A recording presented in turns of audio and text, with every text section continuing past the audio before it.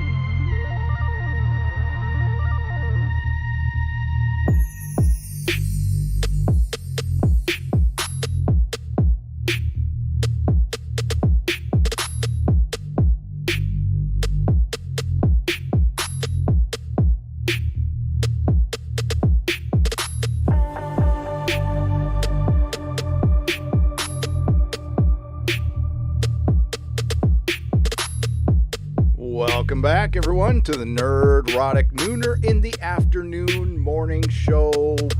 Something or other. It's evening somewhere, probably most places in the United States right now. And it's evening here. It's probably morning in, I don't know, Australia yet? I have no idea. But this is the Nerdrotic Nooner chill stream. What is up? Let's get everything going. I'm using a new fancy system. Not really. It's something I should have used earlier. It's just OBS StreamYards this time instead of just regular OBS. So I can do fun stuff like this. And say hello to everyone. So what's up, Bastard? Mark Lerzeth, Muggles Cake Sniffer, Darkstar 76, Judicon, Stellatus Lupus Canis, and Desiree Clary, Matthew Matson, Corbin Mortensen, Keck 44, Shoot First Solo, Problem Being, Chris Persia, what's up?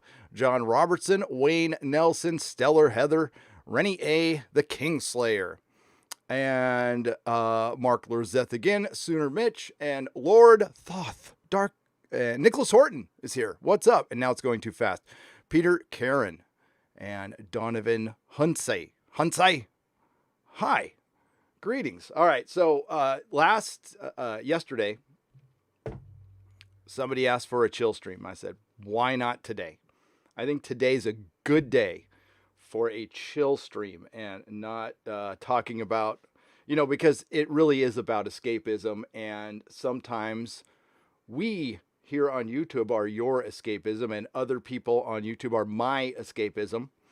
And that's what we talk about here. That's my bread and butter. So we're going to stick with that. So I'm going to talk about some things I like Winds of Winter. I'm still into the book. I don't know why. I'm hanging on.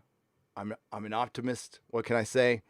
So I was asked a question a couple live streams ago, and somebody asked me my predictions, and honestly, I had never ever thought about predictions. It's not something I usually think about. I read a story, I think I know where it's going, but I don't really try to predict anything, especially with George R. Martin. The only thing you can do with George R. Martin is know that whatever plans he's setting up will get scuttled at some point. So I'm going to go over some of the point of view characters, and I'm just going, by the way, out of my head on this one. I have nothing written down or nothing prepared. It's a usual live stream.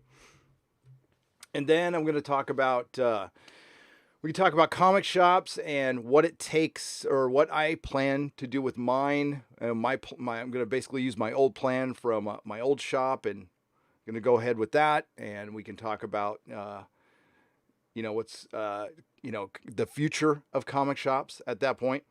And we could also talk about the overall unity of escapism. We could talk about what we like. And I will also discuss Blake 7. I just finished season 1 of Blake 7 last night. Stayed up very late last night watching the last episode of season 1, and I'll give you my thoughts on it. And we can talk about whatever the heck you want. It's fine. Except, I'm going to discuss RMB a little bit in the beginning, and then we're just going to go into full-on chill mode. So it'll be, probably back to normal business tomorrow. We'll see how things go. I am taking this one day at a time, but, today it just felt like, why add to anything out there, even in the slightest way? Not interested in it at all. So let's try to put some smiles on people's faces. Now, yes, of course, there's some very serious issues going on in the world, and, it's good to take a break from that once in a while. It really is. It's good for the soul, especially when, in a lot of cases, we're powerless. We're powerless. I got to fix this chair. It's already got a loose, it's the same problem my old chair had. I got a loose right armrest there. It's probably because I lean on it too much or something. I don't know. And we talk about Doctor Who, the good Doctor Who. And, I will discuss later on, because, people have asked me, like, taking a real approach at trying to fix Star Trek and Doctor Who. I mean, instead of the pie in the sky stuff, like, we're going to erase the history and which could happen, which absolutely could happen. Listen, they did it with Terminator. It didn't succeed, but they did it with Terminator. So we can certainly talk about ways of fixing stuff to unite the Star Trek fandom again. Now,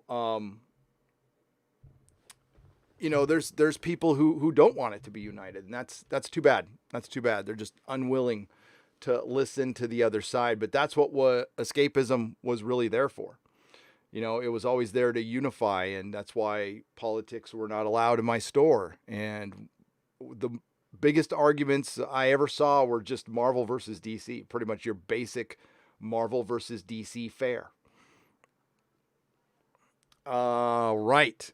So, as people roll in, we can start. What do I want to start with? I guess we'll start with my thoughts on Blake 7 as people. Yeah, Paul Darrow did die a year ago. I honestly didn't even know the actor's name until a few months ago. So the Talons of Wang Chang sent me Blake 7 complete series, months ago. And I got my region-free Blu-ray player, and I've been using the hell out of that lately, so I could watch my Doctor Who collection, because I have almost complete. I mean, I think I'm missing a couple, but not many. DVD collection, because I'm buying physical media, because we're seeing the giant corporations edit our mythology. Isn't that nice of them? So I am going to buy physical media. It doesn't really need to be a Blu-ray or a DVD. And you can find some great deals, especially if you don't care if it's a DVD or not. I got the complete Angel seasons 1 through 5 for $30 at Walmart. I was so excited. For one, I was in a Walmart, which I don't get to go to very much because there's none around me at all. They don't allow them here. Now, I was up very late last night, because I finished watching Blake 7 and I went to go have my evening vape and listen to an audiobook. And as I started dozing off, I started hearing this weird ass noise. And yes, a lot of you tweeted it to me yesterday, and we'll go over those too. The weird noises the guy heard in Texas a couple of days ago. Those are weird. So we'll check those out too. So I had that on my mind, and I'm like hearing this weird noise. I'm like, God, it sounds like there's tons of traffic, like just constant traffic. And I'm like, it's 3 a.m. What's up? It was the National Guard coming into our city. I was like, oh, all right. Okay. That got real. So yeah, hence chill stream. But what I really want to start out with is Robert Meyer Burnett. The reason this Nerdrotic Nooner was delayed was I wanted to give, listen, YouTube's a big place. 2 people can stream at the same time. And I usually, that's the way I see it. If somebody wants to stream the same time I am, no hard feelings at all. Stream away. It's the second, it's the second biggest. This is has the second most traffic on the internet, period. So there's plenty of space. And believe it or not, there's crossover with a lot of our subs, but not as much as you would think sometimes. But I didn't want to step on Robert Meyer Burnett after the day he had yesterday. If you don't know, if you don't go on Twitter, believe me, you're better off not going on Twitter.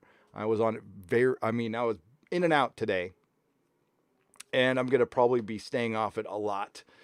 I'll check in, see if everybody's okay, and then bow out. But Robert Meyer Burnett had an opinion on something. It was a salty opinion, and it could be construed as controversial. Some might think it was. I didn't really think it was, but I saw the nuance, and I also know Robert. So I knew what he meant. Now I can understand how people can misinterpret that and ask for clarity. That's fine. Or disagree with it even. Absolutely disagree with it. That's fine too. But he essentially got canceled. Semi, not completely. Credit to John Campea for standing by his friend.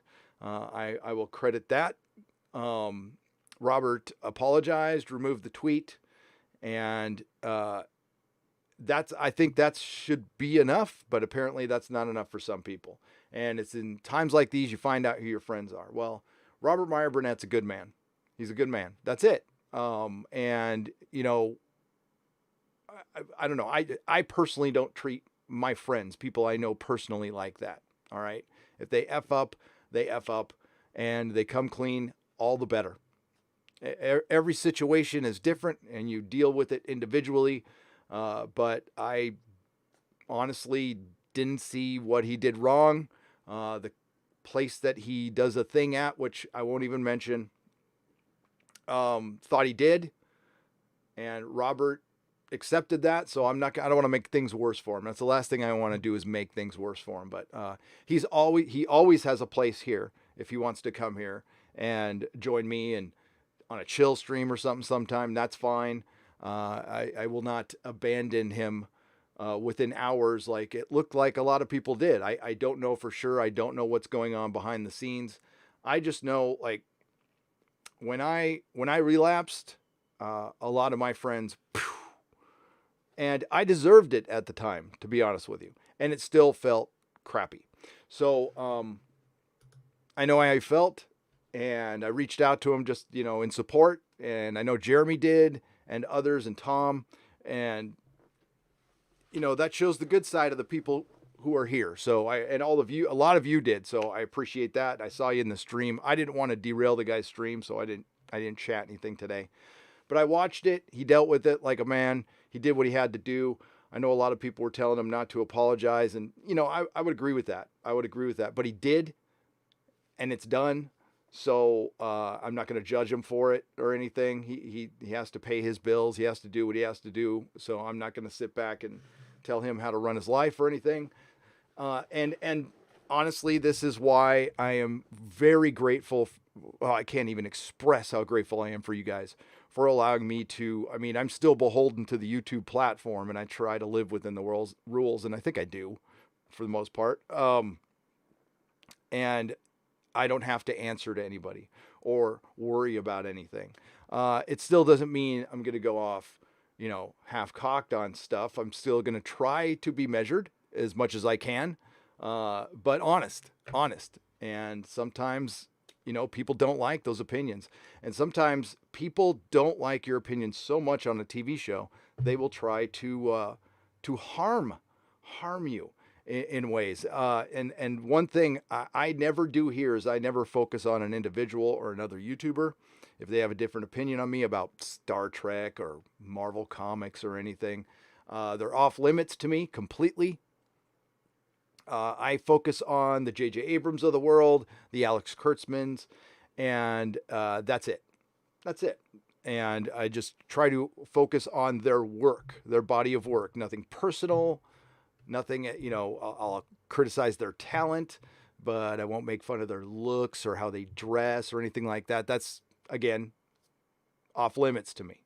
So That's the way I try to do things. Still, people don't like it. That's fine. That's their right to do that. So I just wanted to say I support Robert Meyer Burnett in every way. He's a good man with integrity. He's willing to listen to people he doesn't necessarily agree with. And that's the unity of fandom. And look at how he's looked at within the Phantom Menace and outside the Phantom Menace. He's got nothing but respect because he treats people with respect. And he still disagrees, which is what adults do. But then we were talking about Twitter, so I understand that. I understand that. So, hail Robert Meyer Burnett. Thank you very much for what you do. And the way I see it, for him, I would see it as an opportunity. Trust me. Again, I'll keep that other channel's name out of it for now because it's a chill stream. So, what my sponsor tells me when stuff like that happens is it's an opportunity. It's an opportunity to do something else. You have been freed, whether you wanted it or not. And that's the way I would look at it for him. He could focus on his channel and, being his own boss, which is a good thing when you can do it. Not everybody can. So just thanks to Robert Meyer Burnett for always, treating me fair. And I will always treat him fair. My love for him is unconditional. Unconditional. So, Blake 7. I liked it. Okay, I liked the first season. I just peeked ahead. I don't know plot-wise what happens. I know that it's a show that loses its main character. But honestly, the best characters, clearly, somebody asked me about this, and it took me until the end of the season to know, and I still don't know everybody's name. I know Blake, Avon, and Avon is obviously the best character. Guy is great. So Paul Darrow was the actor's name. He just owns the scenery, chews up the scenery. But I see where... because when I was talking up Guardians of the Galaxy and Farscape, everybody was telling me, you got to watch Blake 7. You got to watch Blake 7. That's where they got all that stuff. And you see how far ahead the BBC used to be of American television. This was, for one, it was, it's low budget. It's hard to believe when you look at it. It was filmed after Star Wars, but it's on TV, right? Yeah, they have the Star Trek Delta dropped to the side. I don't care. But the ship full of random rogues going on adventures with an overarching theme of running from the fighting the Federation. Blake 7, and maybe a show did before this, and I'm unaware of it, but it really that's where Farscape got a lot of stuff from. And Guardians of the Galaxy, you can see a lot of Farscape and Guardians of the Galaxy, and of course Serenity as well, and in a way The Expanse. And I love those kind of shows. I really do. So Blake is, he had his mind wiped because he was a revolutionary, and he's on Earth. They're sedating all their citizens, and it's tyrannical rule.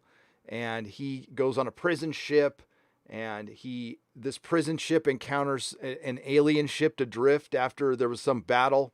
And the crew had left, and they on the prison ship, they tried to escape, and then they failed. But then on the way back, to Cygnus Alpha, and that's where they're going to get dropped off, they encounter the alien derelict ship, and the crew of the prison ship sends a couple people over. They die, and they go, well, let's send over the prisoners, and if everything's okay, and then we can sell the ship and get lots of money. They send, of course, Blake, Avon, and God dang it, what's her name now? I'm gonna have to look in the thing. I'm forgetting her name. I'm such a sexist. I forgot the woman's name. Give me just a second. I know you guys are probably answering there, but we will look it up on the old IMDb. I'm on IMDb now. Somebody was nice enough to put me there. And oh my God, the episode with Brian Blessed. That guy is the king of overactors. Yeah, Jenna.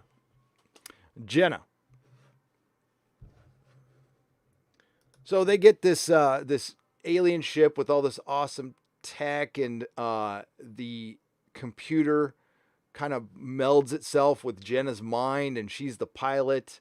And again, it was, the BBC was was the greatness of the BBC. It was so far ahead of American television writing back in the day. Even when I look back on the Hitchhiker's TV show, and of course with Doctor Who, it was just superior television.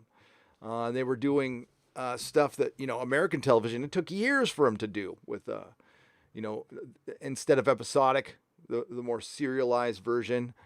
And they get the ship, of course, and they get away. But Blake is the good guy, so he wants to go and get the rest of the prisoners that they left behind on the ship, and they go down to Cygnus Alpha. I think I'm getting that right. And that's the episode with Brian Blessed. You would recognize him from Gordon's Alive. He's been in Doctor Who. He is the king of overacting, and he's brilliant. He's still alive too. So good. So they go down to that planet, and they free some of their prisoners, and there's the surviving prisoners there practice this religion. It's weird how each episode is 50 minutes, and there's a ton of setup. Terry Nation's writing, he really likes, the characterization is, again, it's so far ahead of its time. I was really impressed with that. They let an episode build for like 15 minutes. It seems like, anyway, for a long time before they actually go out in their adventure, instead of going, "Hi, Jenna. Hi, Avon, let's go." No, they let things build up. There's a lot of world building, them figuring out the ship. So yeah, it's a fun series. Does it get slow at times? Yeah, it does.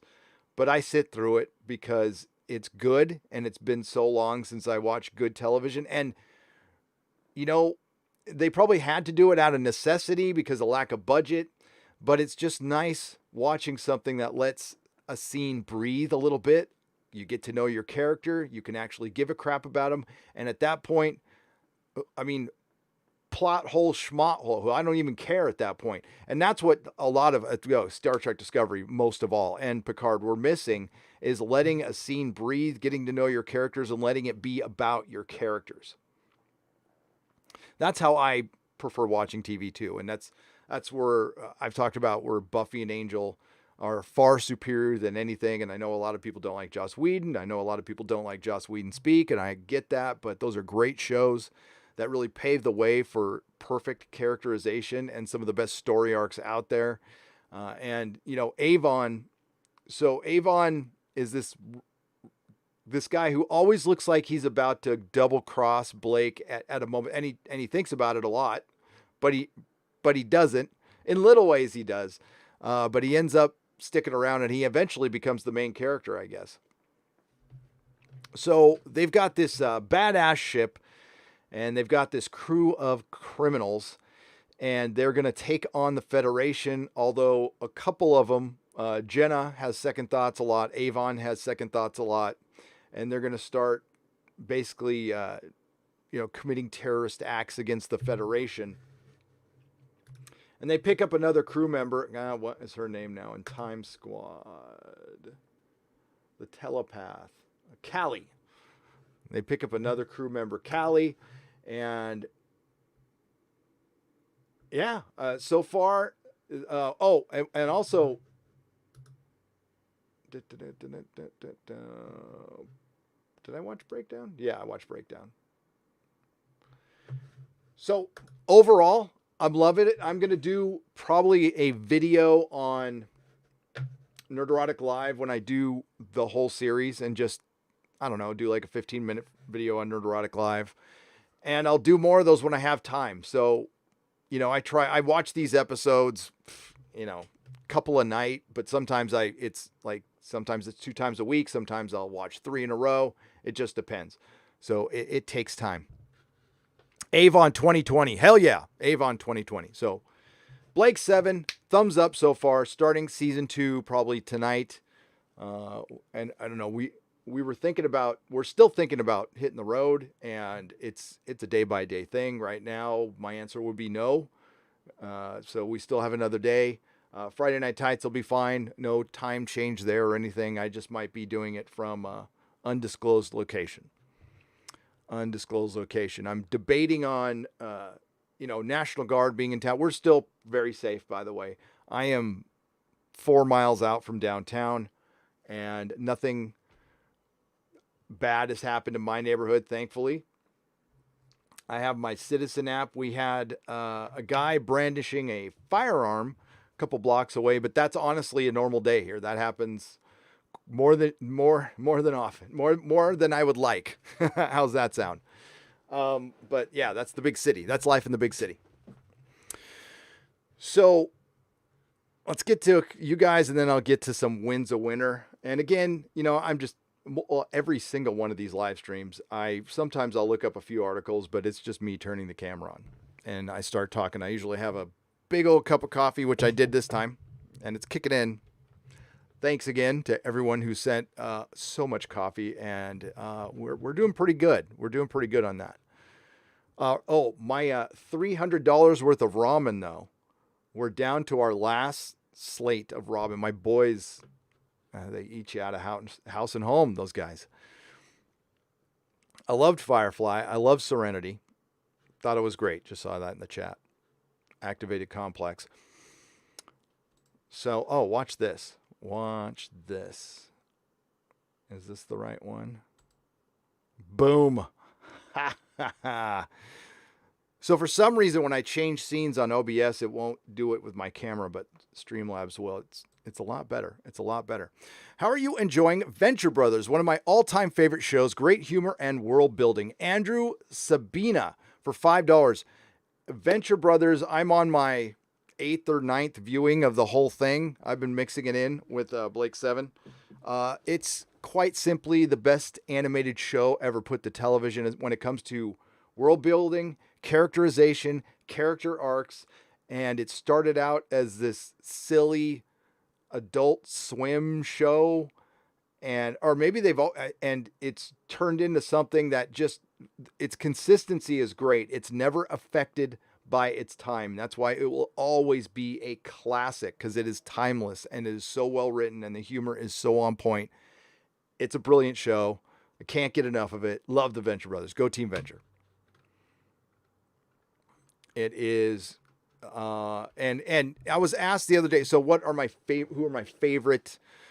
I love Rusty. I freaking, the Rusty is the worst dad in the world. And I usually don't like a bad dad, but Rusty, I dig it. And Brock, of course. And, of course, the Monarch too. And Dr. Girlfriend. Nothing. They need to have more girl Hitler, though. I've always said that. Brian Lewandowski for $2. What's the point of Danny's arc? Well, that's a good question. It seems like we lost the plot on Danny's arc, and this is something, again, that I haven't thought about. And of course, we're talking about Wins a Winner.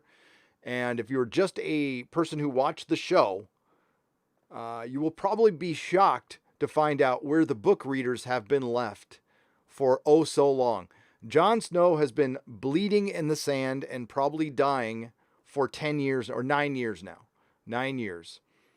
Daenerys, remember the episode where she escaped? From the Sons of the Harpy?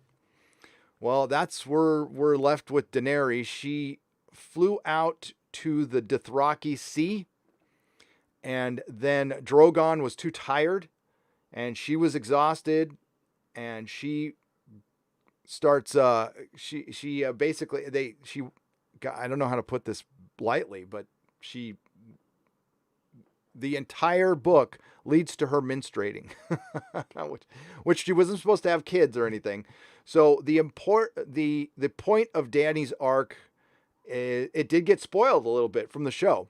She is going to go Mad Queen at some point. I'm absolutely convinced of this. But we have 2 books for her to do so. I believe when she returns with a Dothraki horde, which is going to be my guess, Again, I haven't thought about it that much. I thought about it a lot today. We have the war for Meereen going down right now. Sir Barristan Selmy probably could have waited him out inside Meereen, but we had the Pale Mare. And they have basically their, we got Hisdar Zolar, Hisdar Zorlaric is the king right now, and he has been captured. Barristan has kind of taken over because he saw that he was going towards killing the dragons. Of course, Quentyn Martell freed the dragons, and they're wreaking havoc, and that's what led to finally going after the wise masters who have been surrounding Meereen for all this time. And it looked like that if they go out there and face them, they could lose, but they got some help from the Greyjoys. That's right. So the Battle of Meereen is going to have the Ironborn, Barristan Selmy leading the Unsullied, and his new trained, they aren't knights, but they're squires. We'll call them squires. And Tyrion is out there too. So we're finally getting characters together, but that's what we were left with. Tyrion, some of the best Tyrion moments were skipped in the show that actually happened in A Dance with Dragons. There was a lot of Tyrion being, on a journey and drinking and meeting a lot of people, but he meets young Griff, of course, who was the Mummer's dragon, Aegon. And then, of course, he goes to a brothel, right, and gets captured by Jorah. And then Jorah, because he's, we love Jorah, but he's an idiot. They get caught into slavery, and they're with Penny. So that's a character of the show people have never heard of. Penny was one of the dwarves who were entertaining Joffrey at his wedding when they did the War of the Five Kings. She's there because her brother died. She tried to kill Tyrion, and then all of a sudden she became Tyrion's friend. So we're going to talk about her because I completely agree with Preston Jacobs on one thing. She is there to kill Tyrion. She's being way too nice, way too innocent, and there's something up with her. Either kill Tyrion or kill a dragon. Who knows? Kill a dragon. Maybe. She actually spent some time in Littlefinger's brothel. So, yeah, there's something bad with Penny. There's betrayal everywhere. But eventually, Victorian Greyjoy, a character that you didn't see in the show, which is too bad, who is the warrior uncle of oh my God, why Theon? God damn. Let me drink some coffee here. Get more awake. So the Greyjoys were done so wrong in the TV show. We have Euron, we have Victarion, and we have Asha. Asha, not Yara. All right, and Asha they're all badass in their own way. Euron is a horrible villain who diddles kids, practices sorcery, has a Valyrian steel armor suit. I mean, the one thing George does that is a trope is make good bad guys. If you notice, he doesn't have, anytime he has, the White Knight, the good guy, he kills him immediately. Robb Stark, of course, Ned Stark. But he'll let the bad guys be just as evil as, So we have Ramsay Bolton, and then Ramsay Bolton is nothing. Joffrey is nothing compared to Euron. Euron is bad and a great bad guy, by the way. I can't wait to see the Euron in the books. Killing a dragon makes all the sense in the world. Absolutely makes all the sense in the world. So Victarion hates Euron because Euron slept with Victarion's wife, which in Victarion's mind forced him to kill her. So he hates his brother. His brother was banished by Balon, and while he was banished, he basically sailed the seas as a pirate, went to the ruins of Valyria, and that's where he supposedly got a giant dragon horn and this Valyrian armor suit, and kidnaps warlocks, and he's practicing blood magic, and there's a possibility that he's concocting some plan to bring Krakens up to destroy the Red Wine Fleet. It's awesome. But he sends Victarion and the Iron Fleet down to go capture his queen, Daenerys, so he can marry her and take over Westeros. And so far, and that's the other thing George R. R. Martin does. His bad guys succeed in their plans. They're the only guys who succeed. Everybody else fails at their plans. Whatever plan they set up goes sideways, except for the bad guys. They all, Red Wedding goes off without a hitch, except for, not killing Big John Umber, but they took him out. And didn't I hear there was an anniversary today? I see Jane Theory mentioning it was the anniversary of the Red Wedding today. So the Battle of Marine. I think Barristan Selmy is going to die. I don't know if him and Tyrion are even going to make it to meet. I think Dario Naharis, who is a prisoner, will show up again. I'm not even sure he is a prisoner. I'm not even sure if he's the original Dario Naharis. There is a theory out there that he is Benjen Stark, which I love that theory. It's hard to prove, but think about, Benjen Stark if he isn't dead, and George R. R. Martin has come out and said, he disappeared, but we're going to bring him up and he's going to be an important part of the story. Well, how important can you be if you're dead? So he went, of course, ranging and disappeared. Maybe I never thought about it before, but I watched a video, I forgot who it was by, that made a good argument that Benjen was pissed at Ned, was pissed that he was at the wall, that he was forced to go to the wall, and the first chance, and he was pissed that John was going to go there, and he bailed. They play him out as this good guy in the show, and maybe he is, but they made a very strong argument that Benjen, for one, he knows about the Tower of Joy, so maybe he's on a mission, who knows? But the Battle of Marine's going to be the best. That's the Battle of Fire. There's going to be a Battle of Fire and Battle of Ice in the beginning of the book, and both of these, I believe, were pushed back by George, that were supposed to be in Dance with Dragons. I'm not too sure about that. Some of the chapters were pushed back. I don't know if it was all battle. But the entire, Feast for Crows and Dance for Dragons are set up books. That's all they are. They're good. I enjoy the hell out of them. I reread them all a lot, but I understand why people don't. So they're going to start out with a Battle of Fire and a Battle of Ice, and we're going to have the Ironborn in Marine. And if the Ironborn are there, they're going to wipe out the Marinese. They have slave soldiers, and Barristan has freed Unsolid, who look at Dany as their mother and as a god, and they're fighting for her. Now, is she going to come in at the end and save everyone? I don't know. I think the battle will be over, and I think she's going to have to work to gain the loyalty of the Dothraki out there, and that's where she's going to bring them back. Will it be something as similar as the show by setting all the men on fire? I don't know. I have a feeling no. But we'll see. But I don't think poor Barristan's going to survive, which sucks. I love him as a character. Absolutely love him. But I think that's where Tyrion's going to take over. And maybe Tyrion is going to run the city for a little while. We'll see until Dany comes back. And then we'll have Tyrion, Dario, Jorah, Daenerys. And then I think we'll start seeing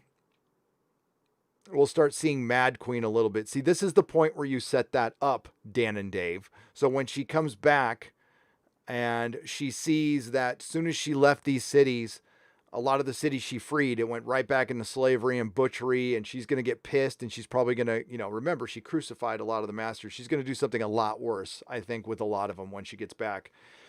It looked like her husband tried to poison her, although Preston Jacobs thinks they wanted to poison Strong Belwas. And while Preston Jacobs is very good at putting up theories that sound believable, you have to think at the end of the day, who cares if somebody poisons Strong Belwas, a eunuch who protected Daenerys, and he blames some house that was barely mentioned. So it's like, yeah, I don't think so.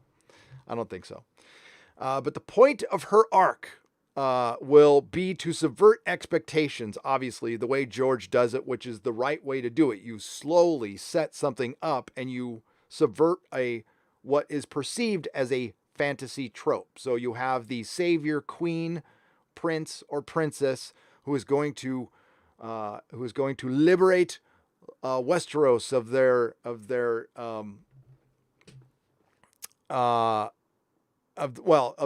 their kingdoms, and maybe bring a new form of government, rid Westeros of the feudalism or just absolutely conquer it.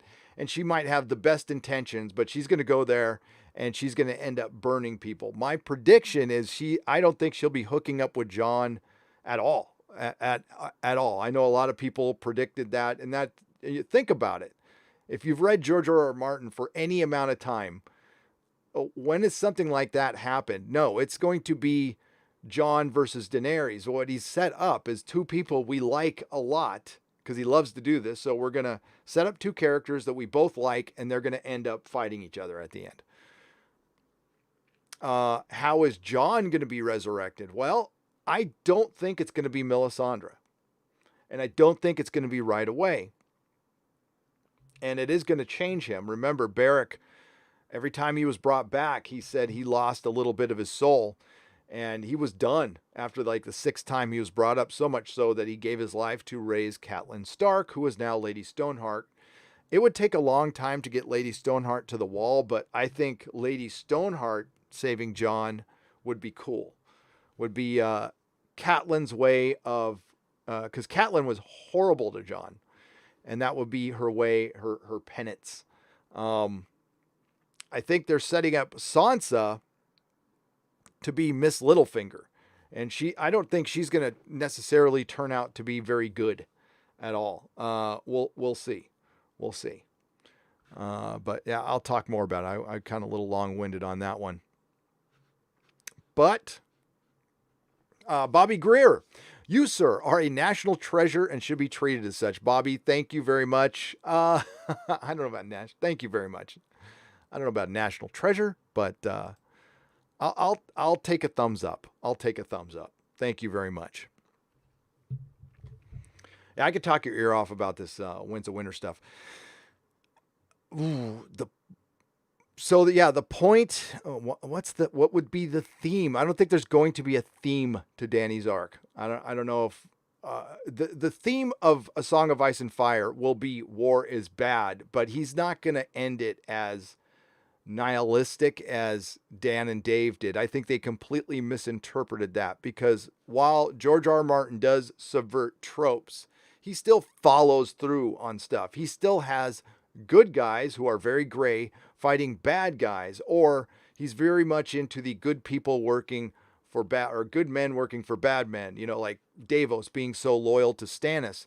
And Stannis is an a-hole, but I love Stannis. Stannis is a jackass, but I love him. There's something charming about Stannis and by the way, he's still alive, and he is going to completely win the Battle of Ice, which we'll talk about in a second, because I think Preston Jacobs is absolutely on to what's going on there. And we'll talk about the North Remembers and the Northern Conspiracy, because I think they are going to do their own version of a Red Wedding, except they're going to wipe out like houses with it, and it's going to be cool because the North has been beaten down and they are owed. I started reading A Lord of the Rings because of your recommendation. There is so much wisdom in the first 40 pages alone. Can't believe I'm late to it. Non-stick pansexual for $5. No one is ever late to The Lord of the Rings. You arrive precisely when you mean to. There's a lot of lessons in that. A lot of people confuse, I think even George does too. George always goes out and says, Gandalf should have stayed dead. Nope, absolutely not. It wouldn't have been the same story. And Gandalf wasn't a human. He was in human form, but he wasn't necessarily a human being. So it's perfectly fine to bring him back. And there's a lot of wisdom from Gandalf in the later two books that they would have missed. So I completely disagree with George. And, when George embarked on A Song of Ice and Fire, it was the 90s. So what he was doing was different, really different. And a lot of people have caught up to him now, but he still does it better than most. So, and as far as getting Winds of Winter this year, God, I hope so. I certainly hope so. He's had no distractions. Now I think they're the Express UK. They write an article every single day. When's a winner showing up? Is possible. When's a winner release date? And they just repeat the same thing from his blog 3 months ago, and they fashion a new article out of it. And they've been doing this for years, and I mean years. It must work for him though. Hell, I go back to it. Thank you, Non-Stick Pansexual. Peppermint oil capsule for £5. Before you watch the finale, go on eBay or similar and buy the book Blake 7 Afterlife, but don't read it until after the finale. Don't read the back cover. I keep hearing that the last episode of Blake 7's traumatizing. Okay. Maybe that's why so many people like it. I don't know. Matteo Feo is a member at the Geloja level. Hail, thank you very much. I appreciate that. Caesar Soza for $4.99. Gary, don't you miss the days when celebs were hooked on booger sugar instead of politics? Oh my God, yes. That was so much better when they were just butt chugging on their yachts. Absolutely. Absolutely.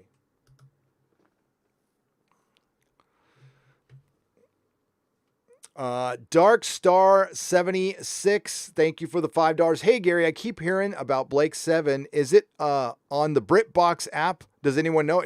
I think it should be. It was BBC, so I think it should be. It is very much a 70s show. It's got some of the most horrific costumes I've ever seen. Especially Blake's. They did not, you know how some costumes, I don't know, the 60s just looked so much better as far as costumes. The late 70s, everything was burgundy and people were, oh God, it was terrible. It was terrible. Mr. Gentleman for $5. The When's a Winner has 23 stories to resolve. My theory is George R. Martin wrote himself into a wall. He did other projects to get creative juices flowing, but it didn't happen. I agree. I think, well, I know if George wanted to get it done sooner, he would have. And his style of writing got away from him. Everything was tight in the first 3 books. And yeah, these big, freaking Tyrion basically going on the Odyssey, it was cool, but it wasn't necessary. And now he's going to have to get back into that. No more going on side journeys. Everybody's going to have to get together and it's going to have to move towards one place. And I think, that's why they called it the Myronese Knot. But I think he's close to getting out of it. All you have to do is have the Battle of Meereen, have Daenerys come back with the Dothraki and take off. The Iron Fleet is there, so you have the ships, and I'm guessing the rest of the Iron Fleet will show up. And then you have the warring factions. You have the worshippers of R'hllor doing they're pulling some strings behind the scenes. The Faceless Men are pulling strings behind the scenes, which might be connected to the Shrouded Lord. And then, of course, the Maesters are pulling strings behind the scenes. And I think they're all trying to get rid of dragons. Which I think is going to lead into the Mad Queen. Daenerys is going to find out just so many people are fighting against her, and she's going to eventually think that Westeros is, it's hers. She is of the blood of Aegon the Conqueror. It belongs to her. And that's eventually going to sink in, and that will lead to very, very bad things. Eskimonofono for $1.99. That was nice keyboard in the picture. My Logitech. I bought that because I had a Final Cut Pro keyboard for years and years, and now I use Premiere. And I found a Premiere keyboard. I like using my hotkeys. It makes for faster editing, kids. Not ghosted yet as of 8 minutes in. Birds of Prey 5, I'm keeping an eye on it. I figure if I keep it light tonight, that will answer my question. It got pretty heavy in the last live stream. And I don't intend on making a habit of that. I've done 2 pretty heavy ones, and I've made my feelings known. You guys know me, and if people don't know me and they want to misinterpret stuff, that's a day that ends in Y. It happens all the time. It happened before this stuff. It'll happen after this stuff. It bothers me not. Ryan, but thank you, Bird of Prey 5. Kapla, my friend. Problem being, for $5, World Enough in Time tweet along canceled due to Bill being shot in it. Oh, yeah, she was shot. I'm like, I only watched that once. You're right. Why didn't they do pilot instead? So happy you are into Blake 7 now. Welcome. Yeah. Listen, I understand why they did that. I do. I understand why they pulled that. Just, yeah, do another show instead. But I have no desire to watch anything season 10 ever again. It's not as bad as season 11, but Doctor Who season 10 is awful. And it's got moments of great Peter Capaldi, and I can watch those on I own it. It's right down there. Paul Capaldi could have been better. Hopefully this really gets, I hope there's a lot of positive change that comes out of stuff as I listen to like constant sirens outside, constant sirens. That Hollywood and the entertainment industry and the gaming industry and the comic book industry at least recognize, and I mean the adults in the room, there's people who are never going to recognize it because they want this to happen. And that's sad. It's sad to be in that place as a human being, that you got that much hate in your heart that you need a boogeyman. And we call a lot of stuff out, but my entire intention was to bring back the unity. It doesn't need to be perfect. We're not always going to be kumbaya. I understand that. We never were. But it's been more divisive than ever, and it wasn't the fandom who did this. That has been my thesis the entire time. It is not the fandom who did this. It's unfortunately, it's easy to stir people up, and the access media and the entertainment industry fed into it for money. And now we're seeing consequences of that stuff. They played a part in it, and it's too bad. I would very much like to just go to reviewing stuff. I could do that all day, and it's too bad. So hopefully positive change comes out of all of this. Really, really, really. I followed your advice and watched the Orville, closest thing to TNG. I wasn't a fan of About a Girl or Cupid's Dagger, but the rest is mostly awesome. Ryan DeLucci, hey, thanks for checking it out. Yeah, listen, they get into some pretty, they push the boundaries with the fans, but they use the aliens as the allegory. But at least with both of those episodes, they showed both sides of the argument. You could see what side Seth favors, but like Robert Meyer Burnett, they at least entertained the other side of the argument, which is it's all I ask. Thank you very much, Ryan. Southeastern Kaiju for $2. Sanctuary, help, Gary. Much needed stream. Thanks. You are welcome. Sanctuary. There is no sanctuary. Yes, there is. Yes, there is. When was Logan's Run made? It's like 1975. Oh, I guess a better example is Flash Gordon, a movie I love. It's a movie I love, but it was made after Star Wars. And if you look at it, you're like, that was made after Star Wars? But it shows you, just how far ahead of the time Star Wars was. Just contrast it to any movie, any science fiction movie, except for, Battlestar Galactica did a really good job with special effects for a TV show because it was John Dykstra. David S. for $2 says, I sent you an email titled David A. Fan and Friend. I will check it out. David S. for $2. Thank you very much, David. I appreciate it. Thank you for joining the Proto Molecule level. I will respond this evening. I got to as many as I could. Well, I had to jump through. I was going through DMs on Facebook, Twitter, and email. I didn't get to much, but Doughboy the sequel for $20 Australian dollars. Greetings, Gary. When you get around to watching Stargate SG-1, it's a lot like Star Trek STG in the sense it does not start and get consistently good until season 3, in my opinion. Just saying, in case you find the first season off-putting. Most first seasons are.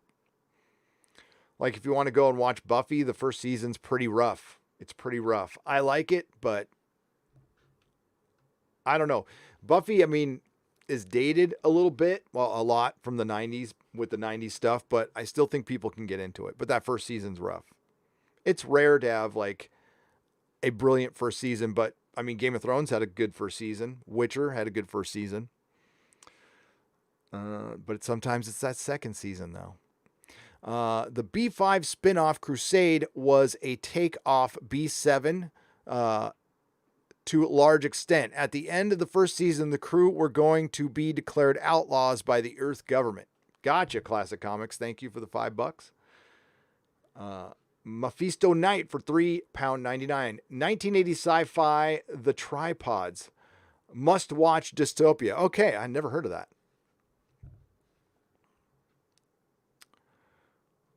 And that is weird. That one must have jumped on me because I read that one earlier. All right, let's get to the chat a little bit here. Let's get to the chat.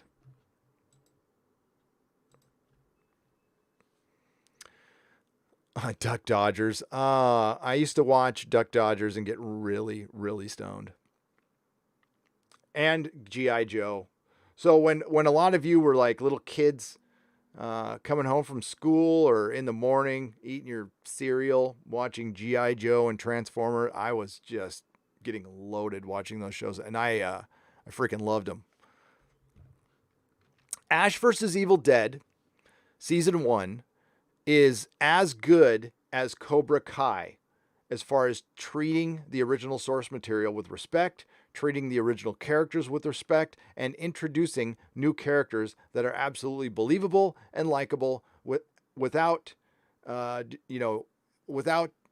being at the expense of the main character. So Cobra Kai and Ash vs. Evil Dead are two shows that have done it, especially season 1 of Cobra Kai, season 1 of Ash vs. Evil Dead are perfect TV shows. Perfect. Season 1 of Ash vs. Evil Dead it's one of the funniest things you'll ever see if you're okay with like schlocky gore. Lots of blood. Lots of blood. Here. Hang on a second. There we go. That's better. Getting used to my new chair. Oh, I want to rewatch so much stuff now. I just don't have time, and I got to do my Buffy thing soon.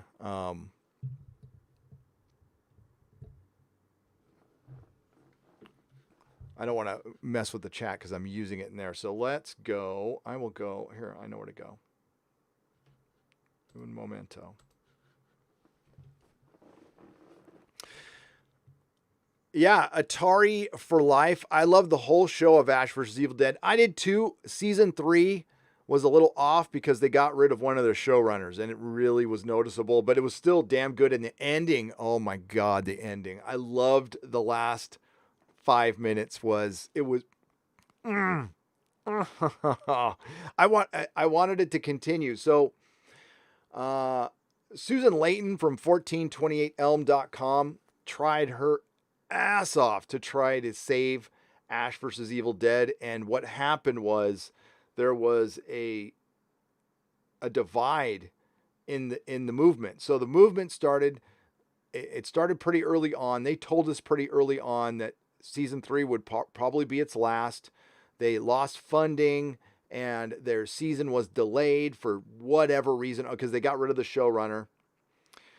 And a lot of behind the scenes politics ruined what could have been an absolute, like, people are still discovering the show and how great it was. So we tried to save it. We couldn't save it. And it was too bad. It got delayed. And yeah, because there was a divide in the community, and it was over Bruce Campbell tweets. This is why Twitter is poison. So somebody misinterpreted or didn't get Bruce Campbell's humor. Somebody took his humor literally, which people do on Twitter quite a bit. Is it disingenuous? Is it manipulative, or are they take things literally? Yes, the answer is yes. So yeah, it's set up. It's set up for failure, and that alone ruined the movement. And there was a bunch of infighting with the movement, and they didn't have enough people anyway. There was only 300,000 people watching it overnight, but it was getting pretty damn good streaming numbers. But it was an expensive show. It could have continued. That's what the saddest thing was. Bruce Campbell was into it, but after that third season and that whole mess, he says, "I'm hanging up my chainsaw forever. I'm done." Which is too bad. Bruce Campbell. Bruce Campbell is a national treasure.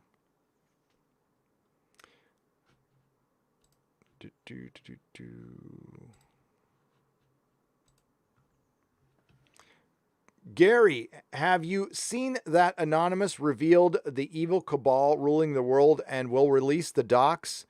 First, the thing that shall not be named, UFOs, and now this.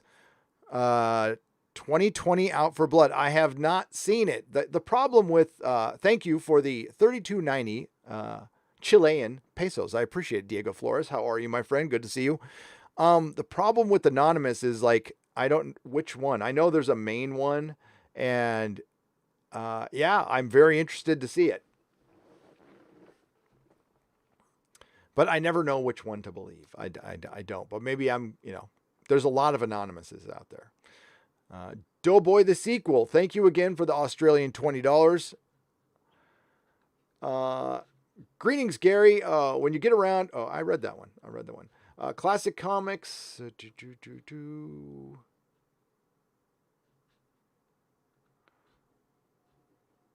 All right. Games help me forget for 20 pounds. Thank you very much. Love your channel. You're one of the good ones. Thank you. I appreciate that. It's an uncertain time for so many of the IPs I relied on for escape have been twisted into things I no longer recognize. Your channel is a safe haven from the howling wilderness. Why, thank you, and I will try to keep it that way. The only thing I can say is there is enough old stuff out there to keep us all busy for a long, long time, and maybe until if Hollywood ever wants to connect with just regular fans again and wants to entertain people and not divide people.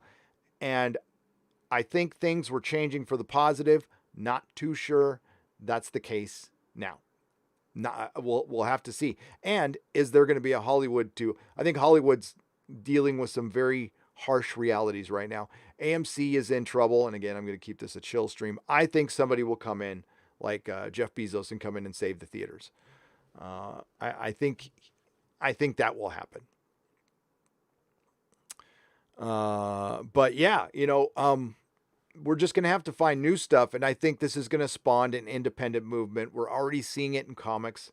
Comics, in a lot of ways, in the independent level is like independent music. So they're way ahead of the curve because they can change quicker, because they don't require millions of dollars of budgets. It can just a couple of guys or a single guy or gal working together to create a good story. And we are getting, there's an indie comics boom happening right now, a straight up boom. Ethan and Richard really paved the way for this boom. Yes, I understand crowdfunding comics have been around for a long time, but they've always been off in their own sphere. Those have been for the people who really wanted to work in the industry, but needed to, get better before they were let in, or they didn't know the right people. But what indie comics are now is completely different. And this boom that's happening is, I think in a lot of ways, like the 80s boom. We'll see how it plays out. Now, people talk a lot about the drama, particularly with Comicsgate. That kind of drama happens all the time. It happened in the 80s. It happened in the 70s. You can just see it. That's the only difference. That drama is always going on with artists, at music, with anything artistic. So it's not anything different than what goes on anywhere else. We just, they've decided to, in a very smart way, monetize it. And it's not always pretty. It's not always I'm not going to say I love all of it because I don't, but it has its place. It's.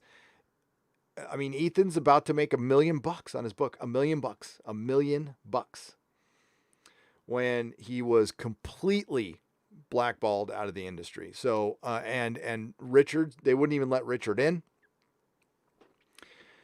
And now, and now, it makes it even worse.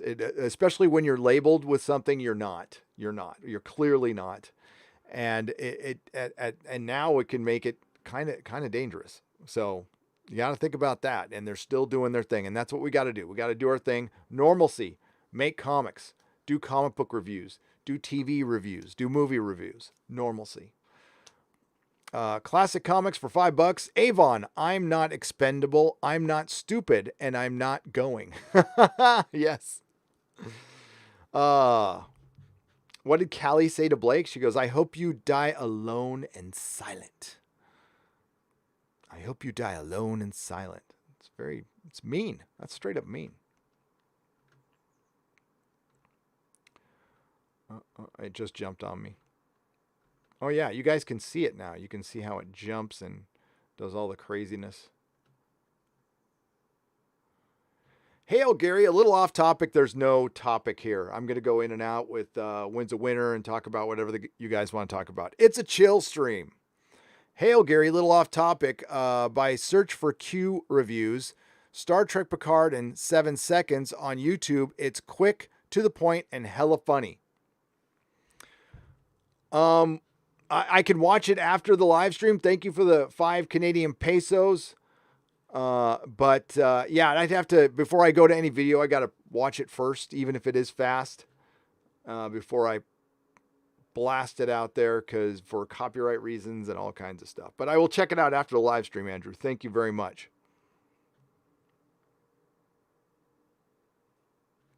Oh, I know. Is it Major Grin? It's Major Grin, right? Hang on. I can.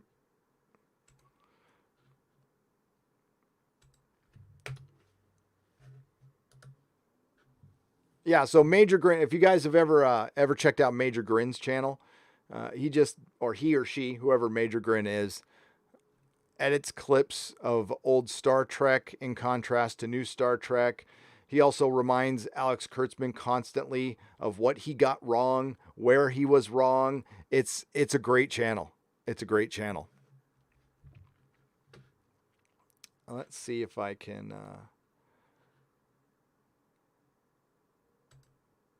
if this doesn't get in the way of what I was doing. Okay, that worked. Let's see if we can go to May.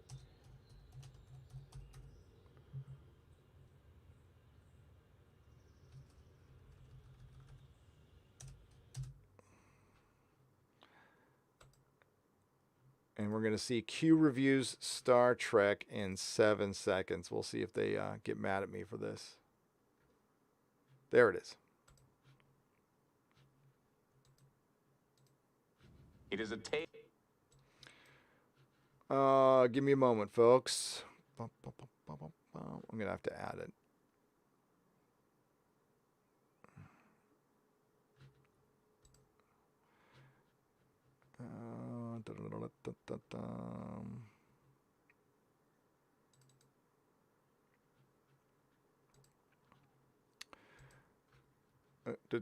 See, this is why sometimes I can't, because it takes me a minute.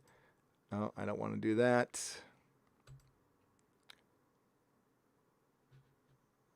Add source, add a new one. And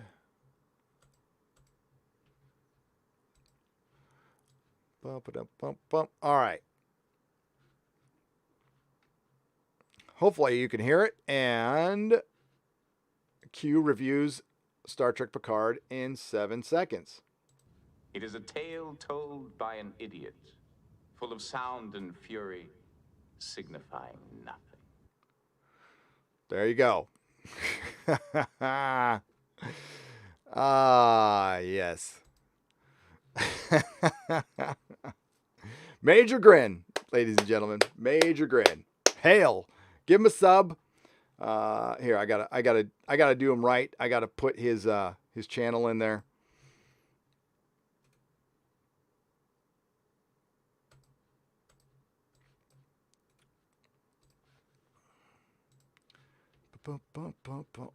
I almost want to see that again.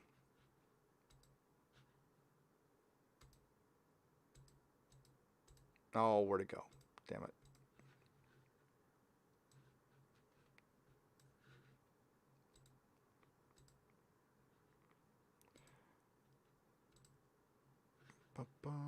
There we go. There's his channel. We might look at that again. All right, back to you guys. Boom, boom, boom. Hail Major Grin.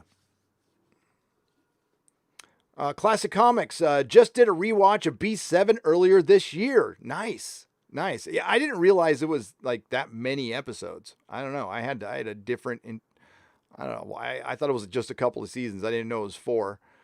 And it gets very, yeah, you really see where Farscape borrowed quite heavily from it in a good way. In a good way. Farscape's a great show, by the way. You have to get over the puppets thing, but they're Jim Henson puppets. So I don't know. That's why I didn't get into it right away. It took me, to where I needed some new entertainment. I was kind of desperate for it, and I gave it a shot. I'm like, oh man, it's pretty good. I like it.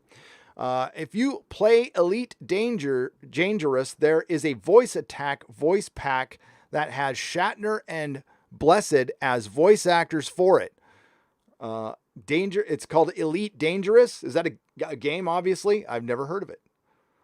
Brian Blessed is awesome. Just awesome. I am the superior leader here. Gordon's alive. He plays Boss Nass in Phantom Menace, right? Boss Nass? The Gungan dude? Ajax Kit, welcome to the Proto-Molecule level. Thank you very much. I appreciate it. And there will be a member stream Sunday. We'll probably do one tomorrow night too for our Australian friends. Have you ever watched the show Earth Final Conflict? I have not. Sam Lowry, I have not. For $5. I know of it. When did it come out? Was that like in the 90s? If it came out in the 90s, the only shows I was watching in the 90s was Star Trek and X-Files. That was pretty much it. Hail Gary and chat, says Caleb Beck for $2. Hail Caleb. Thank you. Lens Quest sends a $1.49 phallic unicorn. And Viking Man 65 for $5. Beaks, is there any chance next Game of Thrones TV show is good? One day at a time, brother. Love what you do. Love what you do too. Thank you. One day at a time. Yes, that's the sad thing is the showrunner. Okay, so they have Miguel Sapochnik working on it. He's going to be directing it. I think all the episodes. I don't know how much George is working on it. I got to look up the guy. I forgot the showrunner, but the showrunner was like a legit showrunner. They weren't effing around. What happened was HBO realized that this was their crown jewel and they effed it up. And if they can salvage anything, they can't screw around with identity politics. They did find Jane Goldman, who was running the prequel called Blood Moon, that they decided not to shoot. Now, she's good. She did The Kingsman. But just because you can write a good movie doesn't mean you can write good fantasy. You have to be a certain type of writer to be able to pull that off. And like for the most part, I thought The Witcher was good, but keep in mind, I had not played the game. I had just read the book. And, I thought it wasn't perfect in any way, shape, or form. And we've already talked about there's just a smidge too much Yennefer. But Henry Cavill is awesome as Geralt. But yeah, not anybody can just write fantasy. It's way too difficult. And they pulled the plug on that one. It's Fire and Blood. IMDb. Fire and Blood, IMDb. And it's going to be a long time till this show comes out. Oh, whoops. House of Fire. What was I thinking? House of Fire. House of Fire and Blood. House of Fire and Blood.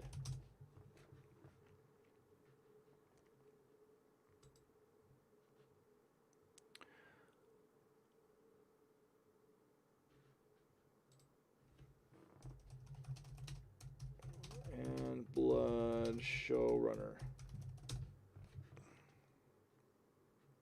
Ryan Condell and Miguel Sapochnik are the showrunners. And Ryan Condell has done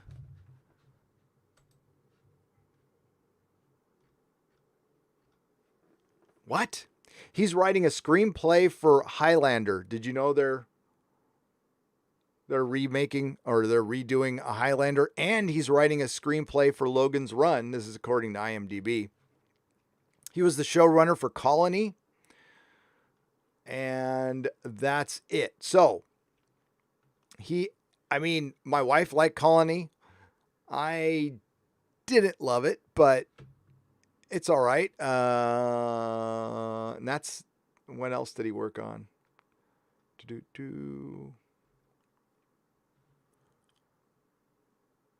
That's his writing credits. Yeah, so at least he's a competent showrunner. Now, how's it going to turn out? I don't know. With him and Miguel Sapochnik, I would have praised Miguel Sapochnik up until The Long Night, which he directed, and he just sounded over it. I can't believe he went back to Game of Thrones. He sounded like he was done. I did a video on one of his interviews, and I put in the audio clip where he's like, I don't even like genre. He said he prefers like dramas, but prior to The Long Night, his directing work was great. Hard Home, that's a great episode. That is a great episode of something that doesn't happen in the book, by the way. Crazy Cat Guy, a little cheddar for the ramen. Thank you very much, Crazy Cat Guy. $5 can buy you a lot of ramen, for sure. I can't believe we went through $300 worth of ramen. The box was huge that we got in. It was funny. I thought they would send it in like multiple boxes. They put it all in one box. I saw everybody running to the store and buying toilet paper. This was the day the NBA said they were going to close down, and everybody was running for toilet paper. I'm like, I want food. I'm going to get food. So I got food. Crazy Cat Guy, thank you for the ice cream cone. Yes, the ice cream was good. The ice cream was good. Culture Casino, thank you for the phallic unicorn for $1.49. I appreciate it. How do you say this? Apocalypsagon for $5. Ever thought that John Connington might set off the wildfire? He remembers the Battle of the Bells, and that grayscale ain't doing him any favors. Ooh. I think John Connington, yeah, he's definitely a sacrificial lamb. So he is going to go there and he's going to destabilize Westeros. Now, the thing is, Westeros is slowly, you've all noticed that it's slowly destabilizing. And every time, like, it gets close to getting a little bit better, somebody messes with it. And we saw straight up Varys do it this time. But it was middle finger. I almost said middle finger. Littlefinger was doing most of the damage the whole time. But now that he's out of King's Landing, he can't move around the ponds as much as he wanted to. So Varys, kills Uncle Kevin. I love the epilogue for A Dance of Dragons is so good because we get Varys monologuing, and he's like, "Yep, I have been," and he has Kevin Caesared by a bunch of kids, which is great. And he's like, he's like, "I'm very sorry this is happening to you. You don't deserve this. You're a good man, but you were making things right here, and we can't have that. We got to pave the way for Aegon." So was Varys always for Aegon, and what is his deal? What is Varys' deal? So I'm pretty sure Varys is either connected to the Blackfires or is a Blackfire.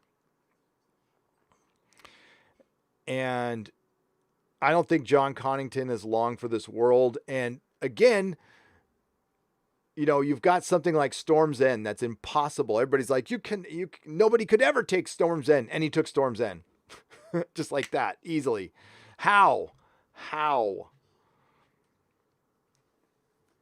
It's going to be interesting, but basically what George is setting up is Westeros to get completely destabilized and pave the way for the others. And what the others want, we still don't know. The others are the White Walkers. Well, they have the White Walkers. The others are these ethereal beings from the land of always winter. We don't know what they are. We don't know what they want. There's no Night King. There's a lot of rumors from Old Nan. They have shown up in the story. They have killed a lot of people, but they spare people, and I don't know. They definitely have a motivation. They could have wiped man out before, and unlike the show, I'm guessing George will answer why they waited 10,000 years or 8,000 years to decide to attack now. What brought on the attack? What happened? Did man encroach too far on their territory? Was it the children of the forest? The children of the forest, I'm pretty sure, are the bad guys. If there's a bad guy, if there's an overall bad guy, probably going to be the children of the forest. And poor Bran is caught up in that. And Bran's a good character. Bran is a good character. What a dumb move, having him skip a season.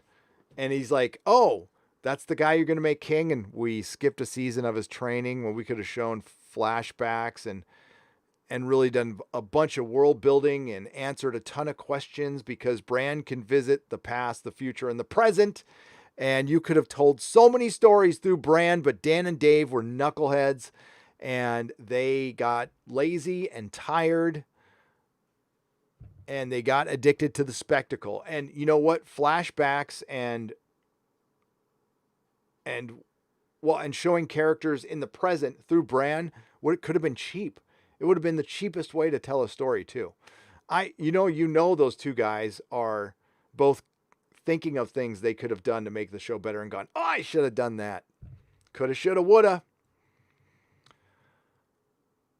Well, again, the show sucking is one thing.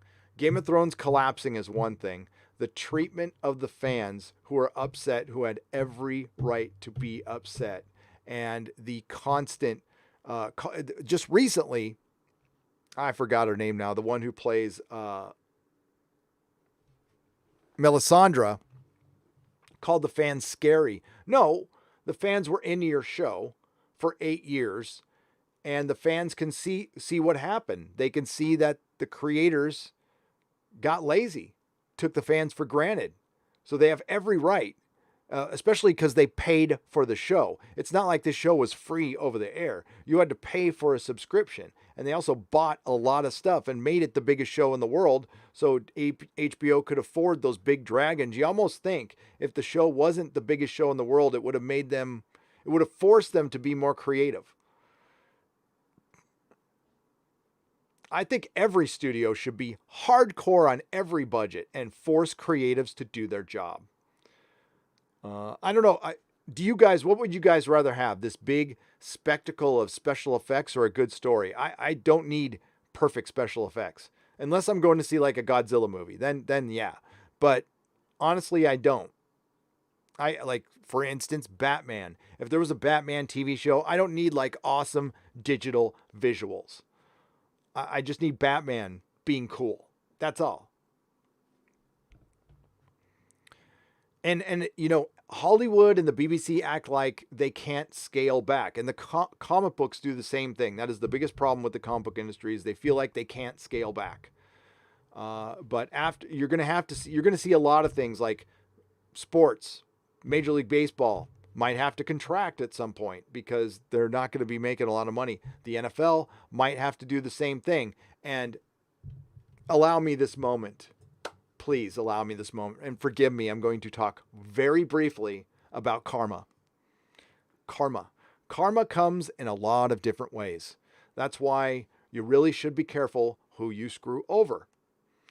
So when you're, say, a sports owner or an owner of a franchise who screws over an entire fan base, that will come back to haunt you or your heirs at some point. And the San Diego Chargers rooted up out of San Diego. They were my favorite football team, and they were brought to LA, and they were in a soccer stadium for 3 years. They couldn't fill. Well, this year, they were supposed to go into their brand new stadium that they share with the Los Angeles Rams, and and they were already losing money, hand over fist. They just lost a great quarterback in Phillip Rivers. And then this happened, which is an act of God, kind of. We can talk about that another day. And the stuff that's going on right now. Karma. I'm not happy how the karma was delivered in any way, shape, or form, but the universe decides this.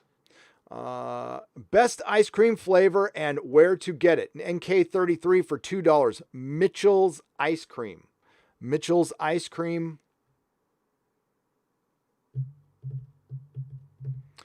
They have this, I can't remember the name of it. It's like, it's got like the Nestle Crunch, crunches in it. Thrifty used to have this too. I forgot the name of it though, but it's that flavor. It's like a vanilla ice cream with the Nestle Crunch things in it is the best. But Mitchell's, if you ever come to San Francisco, Mitchell's Ice Cream on Guerrero is the best. It's the best. They pack it right there. They sell it throughout the city. And you don't want to confuse it with Mitchell Brothers. Okay. So there's Mitchell's and Mitchell Brothers. And I used to always confuse it. So I tell Mrs. Nerdrotic, hey, I want to get some Mitchell Brothers ice cream. And she goes, they don't sell ice cream at the strip joint. So make sure Mitchell's Ice Cream, Mitchell Brothers strip joint. Okay. I only care about Stannis versus Roose. Give me the Stannis that quietly rallied the North, be the Boltons and Freys, and he doesn't have to write another word. JWT6577, I am 1,000% with you. The Northern storyline, Theon's chapters in A Dance of Dragons are the best chapters. Period. Because it's a redemption arc like no other redemption arc, and it slowly builds Theon up back just into he's never going to recover and be the Theon Greyjoy he was before, but you see him coming to terms with basically who his real dad was, who was Ned, and Ned Stark still plays huge in the story, and even though he was a dumbass and got himself killed, people loved him, and it's the love for Ned Stark and his little girls that is rallying the North right now. And there is a slow plot happening, and George is building it up so beautifully. So as hardcore as the Red Wedding was, think about how gut-wrenching that was in the book and in the show. George is setting up retribution that's going to be so much worse. So much worse. And we're talking like they're wiping it. They're going to wipe out houses and heirs. They're going to salt the earth with the Boltons and the Freys. And it's going to be glorious to see. And so the end of Dance with Dragons has, if you're just a show watcher, remember that Stannis arrives at the wall and meets Jon, offers him Winterfell. Jon refuses. And then Stannis leaves Melisandre behind at the wall to go take on Bolton. He goes on a march. Jon Snow in the books helps Stannis with the Hill clans. And during this time, Jon is doing the right thing, being a good guy, and he's pissing everybody off. He's pissing Stannis off. He's pissing off the Queen's Men. He's pissing off the Night's Watch, which leads him to get killed. But he allies Stannis with the Hill clans and the Mountain clans, and there's a lot of them who are loyal to Ned.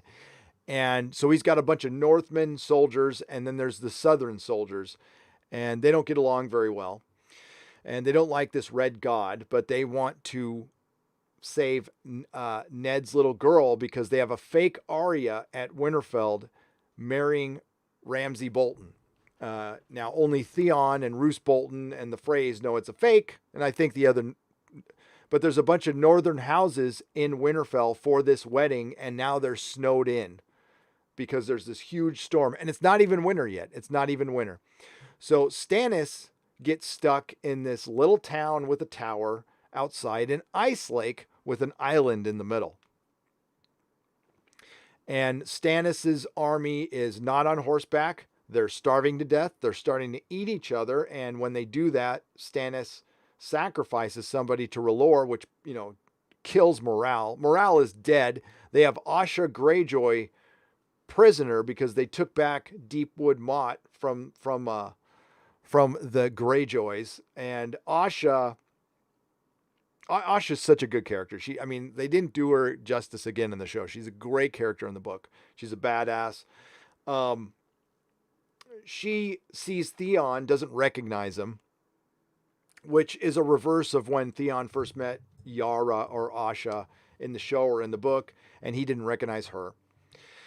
And she's going to play a big part in it. We've got Jorah Mormont's niece there playing a big part of it. She's kind of a hostage, but not really. Asha is a hostage. And we have the Karstarks who are pretending to ally with Stannis, but they're going to betray him. He finds out about it and ends up taking out, he doesn't kill, he injures a couple of the Karstark men. And this is the Castellan of Karstark. It is not the Karstark. And his men were not involved, so he gets the Karstark men allied with him as well. So there's the Hill clans, the Karstark men, and the Southern Knights, and Tycho Nestoris. I'm forgetting the Braavosi banker now. Tycho Nestoris, I think. Tycho, we'll just say Tycho, is there and comes out of the blue in the middle of the winter towards the end of the book and says, "Hey, the Braavosi Bank believes in your cause, Stannis, and we want to give you a bunch of money," to a starving army in a winter storm that's going to try to attack Winterfell with giant walls and a moat, and two drawbridges that cannot open right away. They would have to, they're frozen shut, and that's very important. And all of a sudden, this Braavosi banker comes out of nowhere and gives Stannis all the gold dragons he wants, which is weird because he looks like he's going to get massacred, which means he's not going to get massacred at all.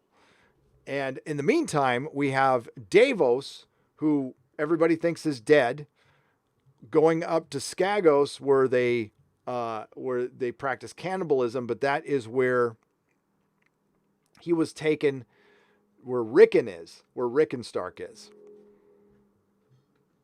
In the meantime, we have Bran Stark in the north. He's still training with the Three-Eyed Raven.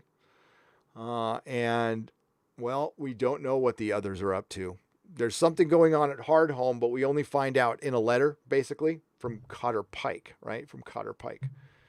There's dead things on the land. There's dead things in the sea. That's all we know. And, of course, Jon wants to set up a ranging out there right before he dies. And then he decides he gets the pink letter. And I could go over that for an entire live stream. And maybe I will. I'll probably do that one on Nerdrotic Live. But the Stannis story is great. It's so good. He's such an ass. I guess, you know what? Even this far into the book, the way the show made it a trope, like no character felt safe. Everybody is scheming on everybody still, even though we're getting further away from the actual Game of Thrones and we're heading towards a bigger battle.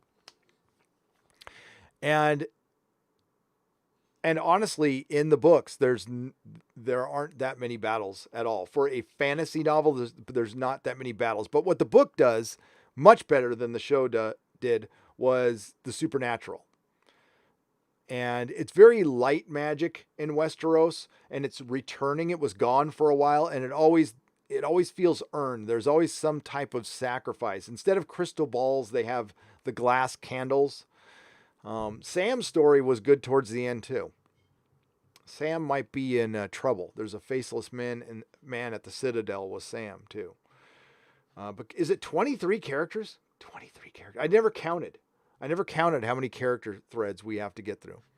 I probably should have had a list ready. I'll do it next time. FYI, Gary, my Nerdrotic hat is my favorite hat. Oh, Orville Nation, thank you. I'm glad you enjoyed it. It was nice meeting you. JP, love you, man. Check out Orville Nation. It's a good channel. They do interviews. It's very positive. It's a good place to go.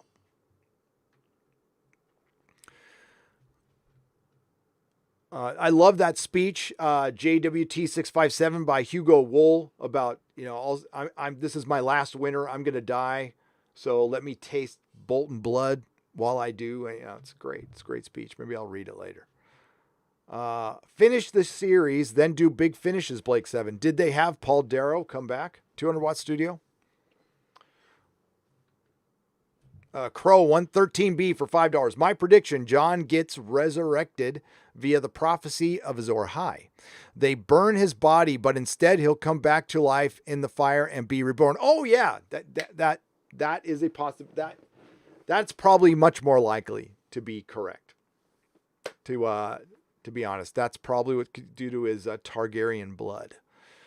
But Targaryens don't make you fireproof. It's going to require sacrifice, and I am afraid that's going to be Cherie, little Cherie. I think they are going to really do that, which will be terrible. I don't want to read that. I hated that in the show. I don't know, man. After that happened, I think that was kind of the breaking point for when the show stopped being like fun all the time for me. I was like, I get subverting tropes and I know this is a cruel freaking world, but I could have done without that. Maybe it's just me. Classic Comics, $5. John will warg into Ghost. Yes, I think he was already in the process of doing that. Then Bran will send Mira and Hodor to find him, and he will warg into Hodor, who is basically superhuman, becoming PWWP. Warging into Hodor. I think we will still have John's body. I think the burning the body and he'll come out of that and people will go, oh, yeah, I think that's pretty good. That's pretty good. Lord Tywin for £5. I hope he'll keep John dead. When Aegon and John being separate people in the books, John is not needed. Caesar's End is a nice end for his arc, in my opinion. Is it? Because what does that do with his lineage then? What does that do with the Tower of Joy? So you just make John not part of it, and that's Daenerys instead, and you keep John dead? Yeah, I don't think I like that. No, I don't like John staying dead. Now, in the show, it would have made more sense. In the show, if he'd have stayed dead, it would have made a lot more sense. But here's how we know he's not going to die, Lord Tywin. He would have died. George R.R. Martin would have killed him. When is he held back before? He would most definitely have killed him. So John isn't going to, I don't think he's going to die. And again, his parents are an important part of the story. And if you hadn't had the Tower of Joy and Ned keeping his parents a secret and that being a big part of it, and they even came out and said that the reason Dan and Dave got the job was because they guessed the theory about John's parents. At least that's what I've read on the internet. And they've mentioned that before in interviews. So it's too big of a story to leave him dead. If that story wasn't there, then yeah, I can see your argument. I would love for someone like HBO to make a TV show of an amazing book series like the Iron Druid Chronicles. But after the horrendous Netflix The Witcher, I know they will ruin it as well, says Crofu for $10. the problem with adapting, now I don't know when the Iron Druid Chronicles came out, but for example,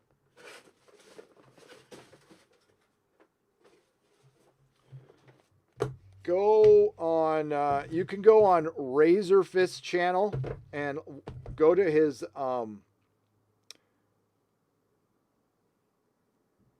Elric videos, right? And he has some Michael Moorcock interviews in there.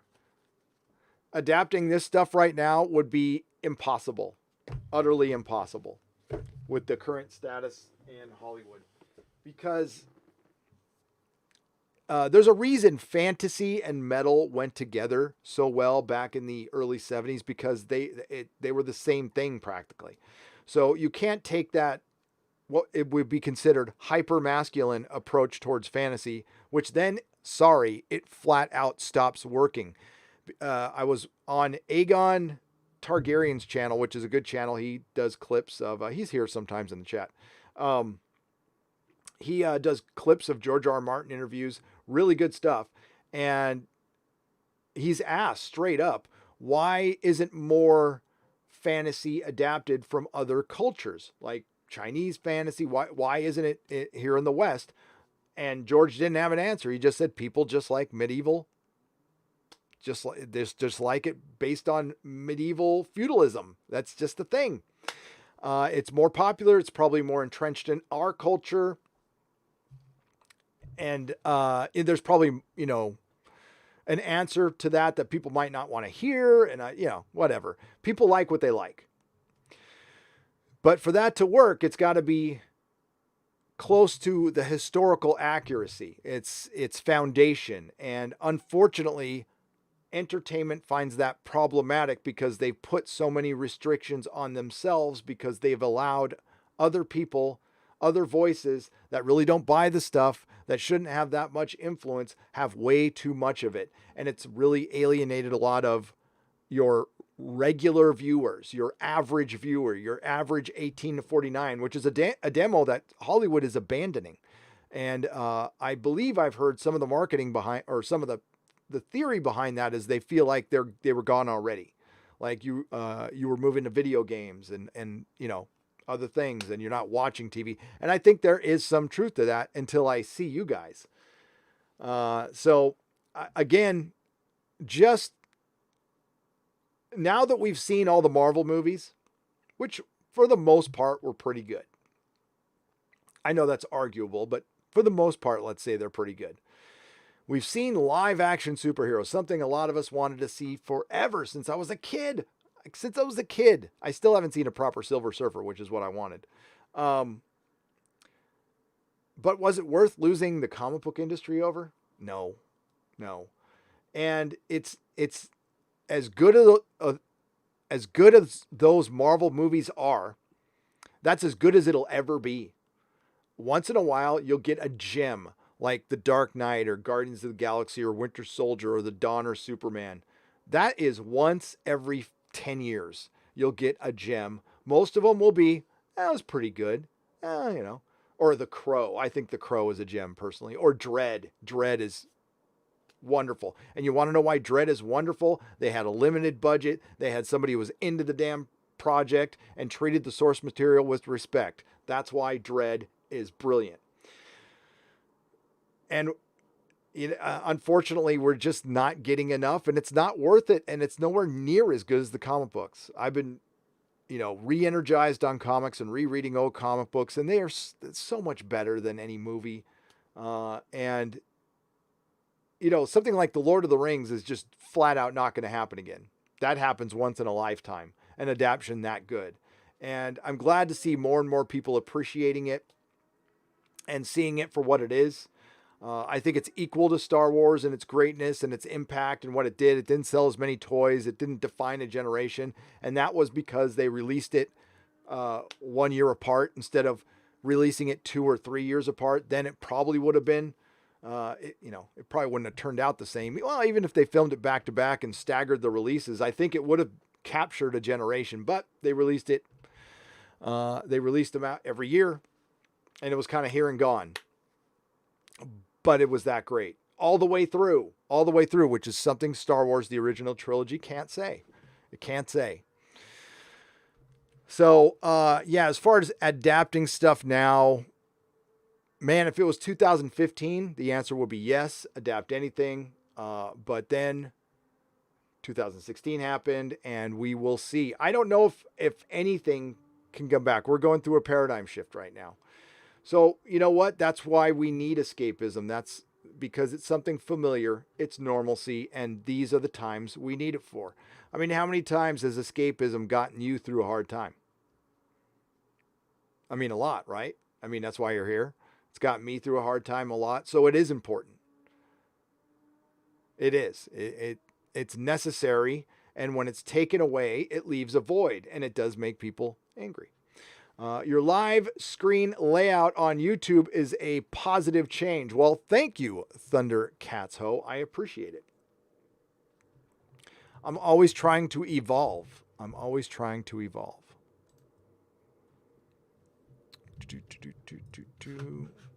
Plus that 60 frames per second.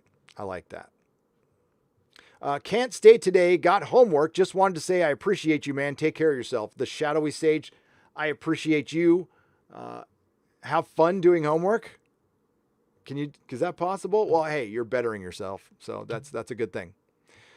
So I'm glad you're getting to do homework, and be safe. Be safe. Thundercats Ho, thank you for the £2.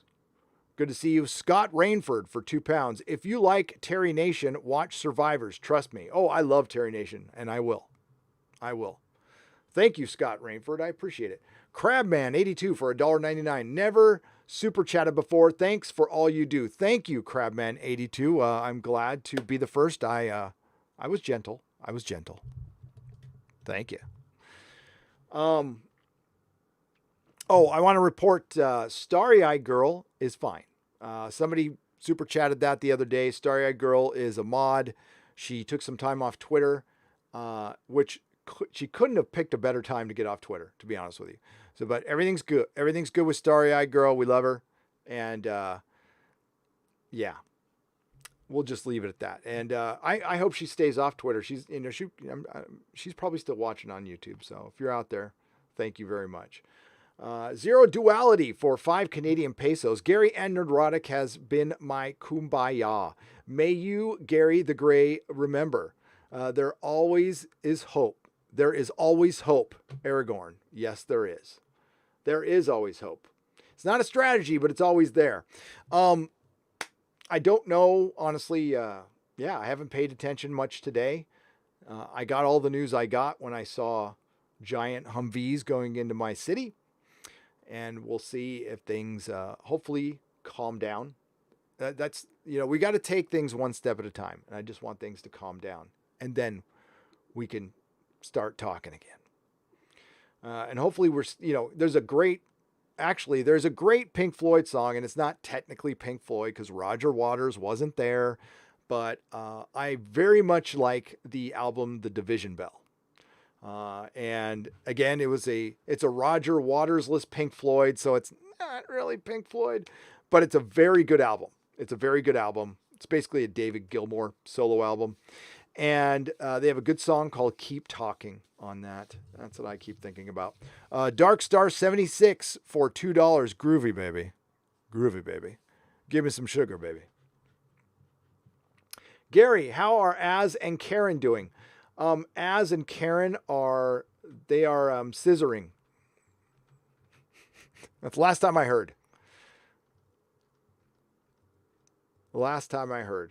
I think Az is doing good. He's making videos.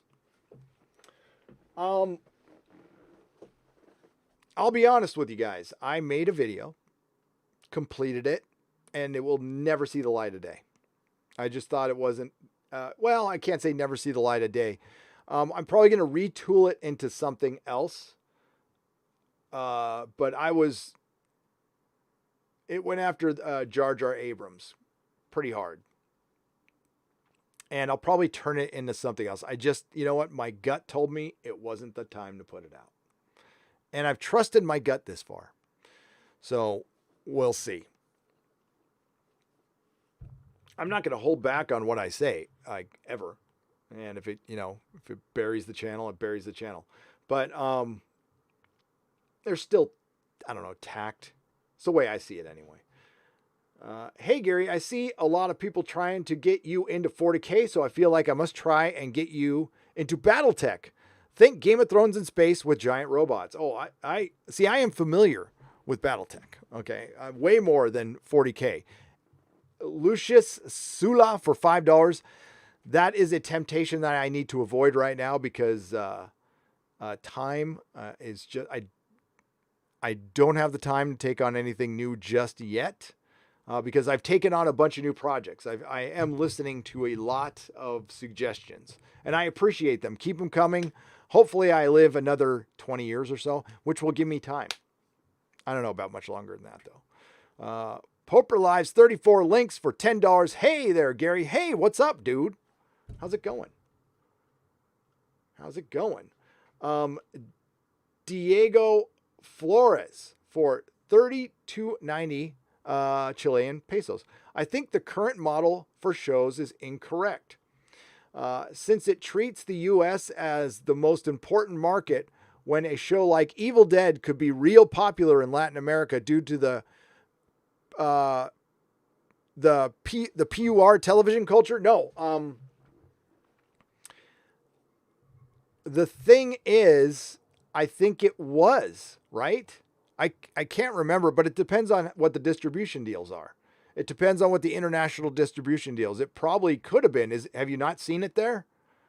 Yeah, that's if they did not distribute it down in South America, then that's dumb. You're right. That's dumb because it would have been huge down there. I agree with you, Diego. And thank you, Poper Lives, long time. Agram for $5. Nerdrotic. I watched Matt Pat Film Theory talking about Black Widow that died in Endgame was not Black Widow. Any thoughts? How was it not Black Widow? I would have to see the theory. I don't know, unless there was something I completely missed. Was it another Black Widow taken out of time? I don't know what the theory is. Listen, it's a comic book movie, so of course she could come back. Which... whatever. I mean, you have to make a sacrifice of some kind. I don't know. They totally missed the point of you have to make a sacrifice to kill somebody. Well, to give it back, couldn't he have just asked for her to come back or something? I'm talking about Captain America. I don't know. But Agram, just put it in the chat. Tell me what the theory was or if anybody knows. And I'll let you know. Have you seen the Cobra Kai Season 3 trailer announcement? Vince Hickey, I have not for Australian $7.99. Did it come out recently? And hello, Poper Lives 34 links. It's good to see you. You're number one. Thank you for the $2 super sticker. Larry, thank you for the popcorn for $1.49. I appreciate it. And thanks everybody for hanging with the chill stream today and understanding. It's like I think we all needed to chill out a little bit.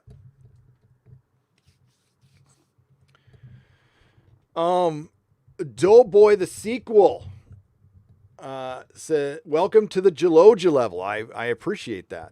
Thank you. And we have Pauper Lives, 34 links, joining the Geloja level. Thank you very much. And another $10 donation. Wow. Thank you. Most touching scene in Blake Seven's Zen sacrificing himself, Avon realizing coming back for Blake is meaningless, or the Avon and Villa escape episode. Most touching scene. Okay.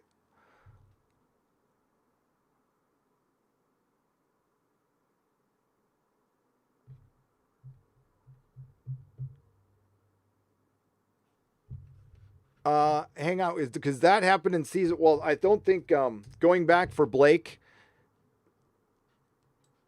And that's from season 1, right? Hang on. Blake. Because I think that's a little ahead of me.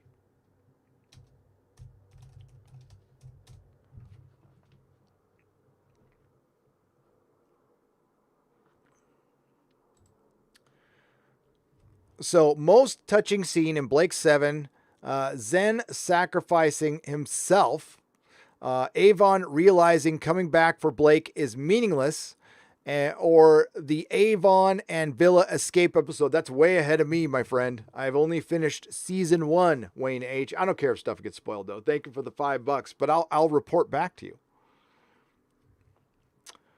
And unless you're talking about like the initial escape, but I didn't find any of that like really touching. We're still at the end of season 1, there is familiarity though. But we're still, I know it still feels like it's getting to know you. Avon and Blake, obviously they put the most time into those two characters. And and I could see the show surviving without Blake. I mean, he's cool, but everything, but Avon like just completely overshadows him as a character in every way. Eric Stuller for $5. For my money, The Lord of the Rings doesn't truly end until Sam goes to the Grey Havens as the last of the ring bearers leaving Middle Earth.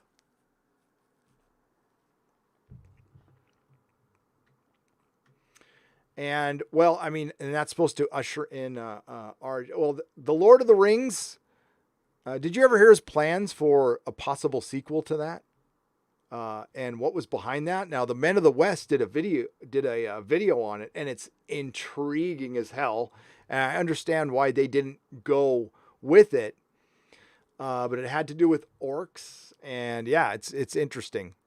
So just you could dig it up on the Men of the West channel on the proposed sequel to the Lord of the Rings that Tolkien was mulling around with. It's crazy. And it's about Aragorn's descendants and orcs. The Power of Westeros, you've mentioned. You missed the Griffin banner. Proper warlord type, hoping for Daenerys' hero arc. Show fugs the story. The Powers of Westeros, you've mentioned. You missed the Griffin banner. Yes, well, the Griffin Reborn. Yeah, that's an interesting story. All right, so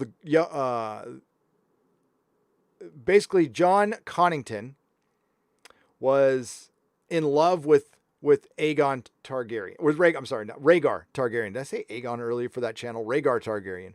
He was in love with Rhaegar Targaryen. He was one of his friends. Whether they both acted on that love or not, who knows? We still don't know what type of a person Rhaegar is. One of the best things George does, and so many writers try this and they fail at it because they're hacks, is the unreliable narrator. So what's great about A World of Ice and Fire, which is a fake history book, is it's written from the perspective of an unreliable narrator. And he tries to do that in Fire and Blood, and quite frankly, I didn't like the book. I didn't like the book very much. But it's a fake history. So we have Robert Baratheon's view of Rhaegar Targaryen, that he was a butcher and a drapist, and he stole his beloved. And then we hear from Barristan that he was an honorable guy who liked to sing songs, and Rhaegar says the same things. But then we hear that he was duplicitous and wanted to take out his father, the Mad King, which, you know, maybe it was good, maybe it wasn't. And what happened to the Mad King? What made him the Mad King? Because he wasn't always that way. He was actually a pretty decent king in the beginning, and Tywin was a pretty decent he wasn't a good guy back then, but they had a peaceful realm for a long, long time. So what happened? Was he poisoned? Was it Bran? There's a theory that that Bran might be messing with his head, which I like that theory a lot. I don't know, but we don't know who Rhaegar is. He's this mystery who might be Jon's dad that some people loved and Robert Baratheon hate. I think chances are that Rhaegar Targaryen was probably good, but he was obsessed with the prophecy, and just like how Cersei is obsessed with the prophecy. So yeah, so John Connington was in love with him. And he became King Aerys' hand, the Mad King. and he was sent to go kill Robert Baratheon because he wanted to match youth. The Mad King wanted to match youth for youth, and of course he lost the Battle of the Bells and was banished, and supposedly went off to the Free Cities to go die, drinking himself to death. But what he was doing was slowly planning a comeback, probably spurned on by Illyrio Mopatis. I can never get his name right. And who might be a Blackfire, or at least related to it. And they find young Aegon, who might be Elias and Rhaegar's son, who supposedly died at the hands of the Mountain. Now, George R. R. Martin does love to have the fake death. That happens quite often. So chances are really good Jon's coming back. So Griff, he's called Griff in the book, but it's Jon Connington, raises Aegon the right way and prepares him to be a king so they can conquer Westeros. And initially they are supposed to ally with Dany, and they don't, because Dany gets caught up in the mirror and he's not. So through traveling with Tyrion, they get talked into going ahead and conquering Westeros anyway with the Golden Company. They get back to Griffin's Roost, and they've got Holden the Half-Maester. And honestly, I don't know where this is going to go. There's no way they could conquer Westeros. They've got the Golden Company with 10,000 men. They're scattered to the four winds right now. They're regrouping. They did capture Storm's End, but they're another thorn in the side of what's going to be Queen Cersei. They spoiled it in the sample chapters. Cersei is probably going to survive her trial some way, shape, or form, probably due to the death of Kevin, and she will take over the regency of the realm and basically be queen, although Tommen's the king. She'll be running the show. And she'll change the rules so a woman can run the show, and that's fine. And that sets the way for Daenerys too. And I think it's just going to be one more thorn in her side. I don't know what he's got grayscale. So they gave part of his story to Jorah in the books, and he's dying of grayscale, and it's freaking Tyrion's fault, kind of. And, yeah, I don't know. They keep in all prophecies, they call Aegon the Mummer's Dragon. So I'm guessing he's the Mummer's Dragon. I don't think he's really a Blackfire or a Targaryen. I think he's a complete fake. But he's going to set the stage for Daenerys and also destabilize Westeros some more. But you know what? I mean, I will give this some proper thought and write some stuff down, and maybe do a couple videos on it. I owe them to my patrons anyway. But my favorite theory so far of late, though, is Benjen Stark not really loving Ned, and there's a lot of circumstantial evidence to prove that he really hates that he left behind his good life at Winterfell. So it might play into him bailing on the Night's Watch. We just automatically assume that a Stark is honorable and noble. Well, maybe, you know what? He doesn't know Ned. He didn't grow up with Ned. He was closer to his sister.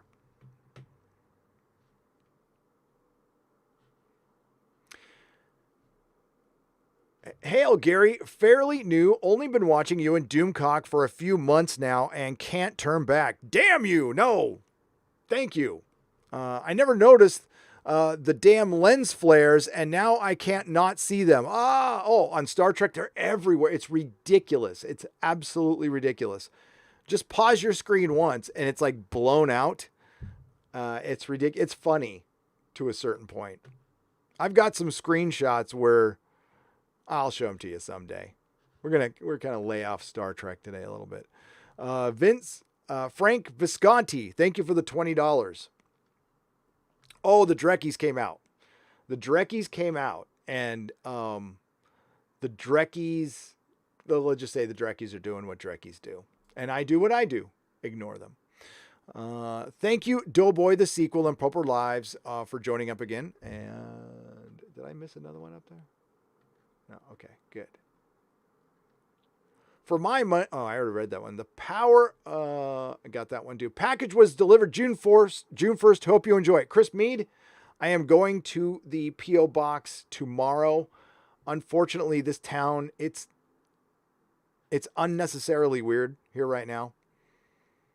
I'll just say yesterday, what I observed was peaceful protesters. That was my visual observation. Now, I know it's not all that way. I totally, I know. But what I saw on 101 was just peaceful. Now, I know some people who are going down there, and that's fine. That's fine. And they told us that they will not be taking part in any of that stuff, because if they would, I will not be bailing them out. But if they get taken in for being peaceful, I would bail them out. But if they get taken in for not being peaceful, nope. You can learn your lesson like I did. But hopefully it works out okay. Our curfew is in an hour and 45 minutes. London Breed's I'm still waiting for that bedtime story. I really am. Hail Gary, can I change my sticker to yellow, please? David S for $2. Yeah, I don't know. You know what? I've had 2 people offer me badges and stickers. I can actually do it myself. I'm just missing one step. I need to get on that. I need to do that. It's been way too long. I'll fix that. Blue Boy for $10. D&D intentionally ruined Game of Thrones for the Disney deal to ruin competitor HBO's content. 5 spin-offs were planned. A whole EU, not anymore. They got Hollywooded and tossed aside. You know, Blue Boy, people will tell you that's a conspiracy theory, and at face value, it is. But if you don't think things like that don't happen in Hollywood, then you don't know Hollywood, because things like that do. Did it happen in this case? That's a tough one. I think it's more the case that Dan and Dave were in over their head. It went to their head and they were lazy. But do I think there's in the realm of possibility that could happen? Absolutely. Just look up, go watch Midnight Zed's video where they discuss John Carter and what Bob Iger did to John Carter for George Lucas and Star Wars. By the way, I stand by this. John Carter is a good movie. It's a good movie to watch in 3D. I like it. Is it perfect? No, but it's pretty damn good. Just like I like Tron Legacy. Is it perfect? No, not at all, but I like it. And it's got the best damn soundtrack ever. Super Lucador for $5. Star Wars sequels have given me new respect for the prequels. Cheesy, yes, but still Star Wars. Agree or disagree? Absolutely agree. 1000% agree. It's George. No matter how I viewed the Star Wars prequels, how dissatisfied I was, there was no time I went, nope, this isn't Star Wars. Because George made it. So I can't say that. This is George's Star Wars. And actually within those stories, I can see Star Wars in there. It just was really poorly executed by George. If somebody else directed it, honestly, what we wanted to see as fans is Revenge of the Sith. Revenge of the Sith should have been it. We should have just seen Clone Wars. We start out with the good Anakin. We end with the bad Anakin and Darth Vader. And we should have seen some Darth Vader at the end. I mean, I think that instead of like at the very, very end, no, we should have gotten like 15 minutes of Darth Vader montage slaying Jedis at the end. But instead, I've been predicting this since, basically since Disney bought Star Wars. Now I'm going to add to my Now I predicted this a while back too. There's only 2 ways Disney can go for a sure thing, that are absolutely a sure thing. And that is remaking the original trilogy, which I've said in many videos. And I said it in a live stream on Friday Night Tights about 2 months ago. A Darth Vader movie would be a no-brainer. And you base it on the Marvel comic that came out recently. And that would be, those are the only 2 movies that will guarantee you the possibility of making $1 billion if all the movie theaters open up. If most all the movie theaters open back up again. Now, would I see a Darth Vader movie? That would be tempting. I will imagine seeing a remake of the original trilogy only to review it and roast it. I will roast the hell out of it. But a Darth Vader movie would actually be tempting if they put like a good director on it. It'd be, oh. But yeah. I'm not very happy with Disney, though. I'm not very happy with Disney. I'm not very happy with Sony. These are companies I'm going to have to revisit. Like my outer relationship with Star Wars, it's dead to me. It's done. I don't care. But, you know, I still like Marvel. I know what direction Marvel is going in, but I'm still going to give them a little bit of a chance until I actually see it. I'm pretty convinced I know what's going to happen, but I still need to see it. Okay. I mean, I could be surprised. The Black Widow movie could be Winter Soldier Part 2. Who knows, right? And I don't think that movie's going to be necessarily bad. I think the Eternals is. And what sucks is the Eternals could have been really, really, really, really good if they would have leaned heavily into Kirby. Kirby, come on. Let me get you some Kirby. I look like a midget when I hold a book like this. Sorry. Oh, is that not politically correct? I look like a little person holding a big book. Let me find you some good Kirby in here. God, I love these things. That's all good Kirby. What am I talking about? I'm going to try not to knock anything over. There you go. These things are dope. I mean, they make no sense. They're impossible. The best way to store them, by the way, is you get a normal bookshelf and you remove all the shelves, but then you have to like buy a bunch of them, and then you can, which I've done. But then there's different sizes. I wish they would have done uniform sizes, but they can't because they were using bigger pages back in the Bronze Age. Look at this. Oh, look at this. That is dope. This is my porn.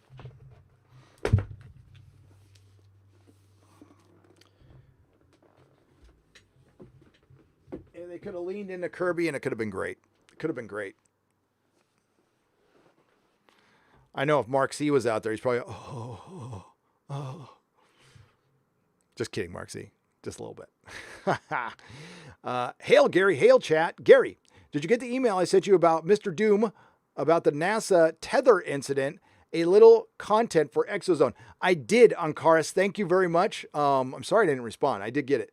And it's going to be part of the show. Yeah. We're going to have an Exozone tomorrow.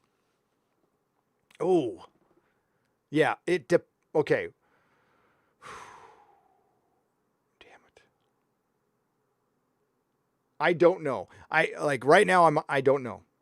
It depends on how tonight goes in San Francisco. It really depends if, sorry to get real world on you for a second.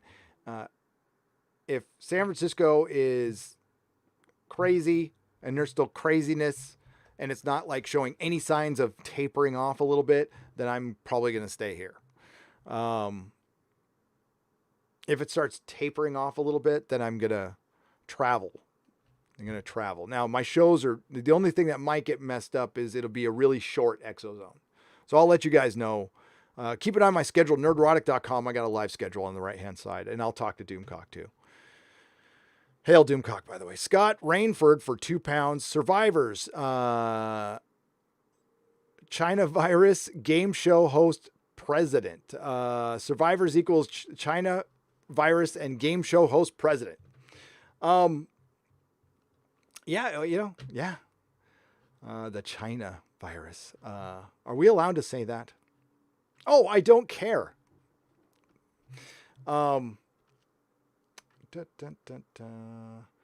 Vanya Secundas for $5.45. Here's for liking Dread. It's also, watch out, an example of a strong female character that don't suck. Nina, absolutely correct. If you've not seen Dread, what are you doing? Stop the live stream and watch it right now. Seriously, it's that good. Hi, Gary in chat, says Noel Morrison. Hello, Noel Morrison. Thank you for the $2. And Vanya, thank you for the $5.45. Yes, Dread is genius. I like the Sylvester Stallone one. Okay, I do like it, but it's nowhere. Dread is one of the top 5 best comic book. It's an anti-hero comic book movies ever made, in my opinion. Toa Vesna for 10 Australian dollars. Hey Gary, I'm rewatching Farscape for the first time in 10 years and recognize some locations. Just discovered some scenes were filmed 5 minutes from my current home. How frelling cool is that? That is cool. You should take pictures from there. Toe.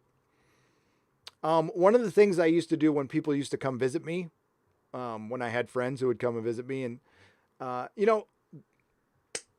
what happens when you get older and you're an older married couple with kids is your friends move, we drift, and we still in contact with each other, but we just don't. We used to visit each other. This is going to sound lame now, but it was cool at the time. We used to go to Coachella, go to concerts and stuff. I never went to Burning Man though. I hate Burning Man. But we started visiting each other a lot less. But when they used to come over, I used to take people on the San Francisco, it was kind of a cross between film locations and real life locations for historical events. So right near me is Guadalupe Parkway, where they filmed the movie Bullet. And then I would go to Washington and Cherry Street, where unfortunately the cab driver in the Zodiac killer killed the cab driver. And I would take him to that street corner. I would take him to the parking garage, where it used to be, on Scott Street from 48 Hours. So we'd just go around and check out famous San Francisco movie locations. Haven't done it in a while. You know what? I should totally do a video on that though, for Nerdrotic Live. Pauper Lives 34 links, 10 more dollars, says, Hail Gary, hail Pauper Lives. Thank you. The thing that should not be for $5. Rickon Stark is not on Skagos. He is with Manderley in White Harbor. It's all part of Manderley's revenge plot as he continues to raise a huge army. So he sent Davos to Skagos for nothing? That's messed up. No, I don't think, okay. I can argue, and all right, so you're saying that Davos went and got Rickon and came back and we didn't see the adventure? Okay. I mean, George does need to speed stuff up, but if he had Rickon all along, why would he just pretend to kill Davos and then send him up to Skagos? Davos and Skagos. And, well, I guess you could be right. George said we are going to see unicorns, and they're on Skagos, but they don't look like, the unicorns that you put in the super chat stickers. They look more like goats. Snell World for $5. Gary, I got Batman Death in the Family and Batman Death of the Family from SoCal Comics. Oh, did you tell Jamie I said hi?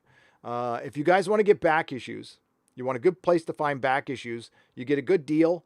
You got to ask, okay? It never hurts to ask, and Jamie will work with you. Jamie Newbold owns Southern California Comics. They have an online store. And if you're looking for back issues, why don't you give them a shot? I believe they have an eBay store as well, but I can't promise that. But SoCalComics.com. I highly recommend that. And I need to shout out a comic book that I promised to shout out. So I'll do that too in a moment. I'm also going to do something a little different next week and a little fun. So next Thursday, a week from this Thursday, we are going to do kind of an AMA. We're gonna let you guys on. I don't know. Oh, Jesus.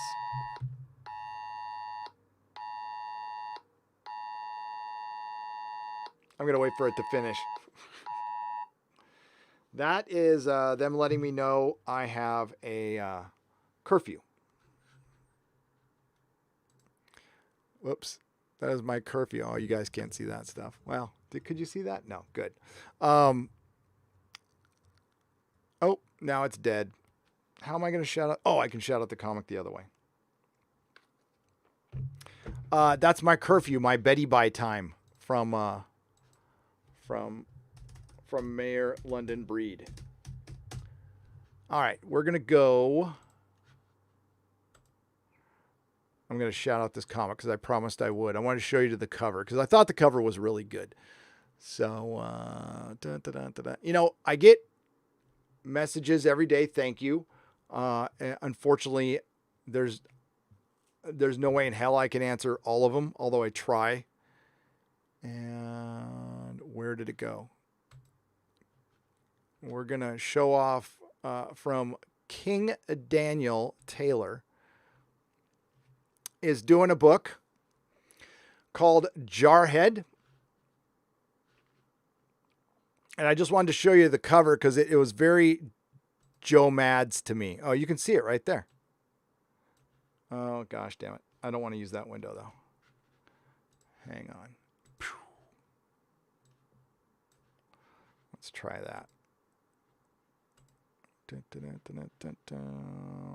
Where am I? There we go. Nope.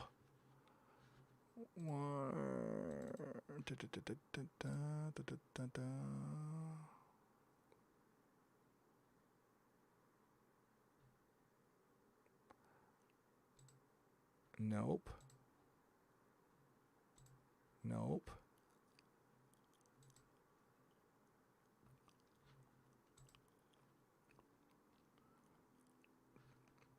This is such a pain. Sorry, folks.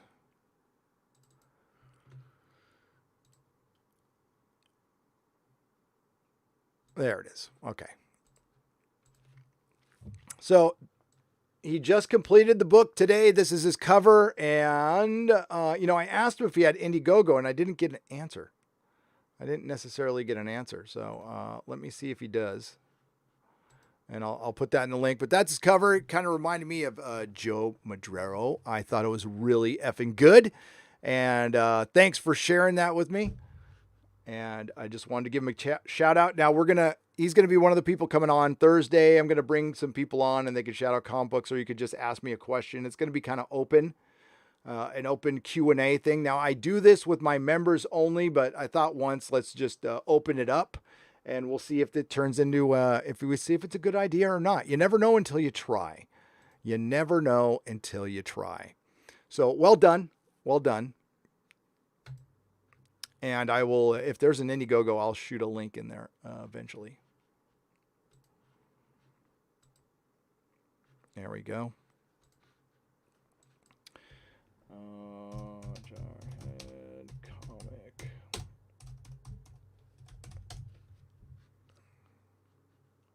Yeah, I don't see it. So I don't know if he's putting it up for crowdfunding or not. I do not know, but I will find out when I talk to him.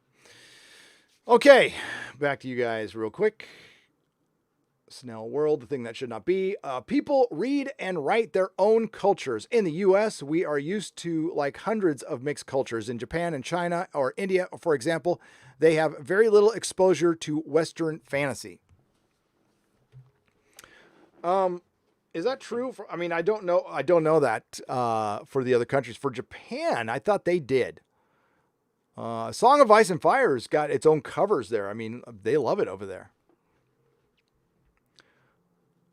Remember, paranoia is reality on a finer scale, says Arthur P. I do remember that. And that's why I value my paranoia. I value it.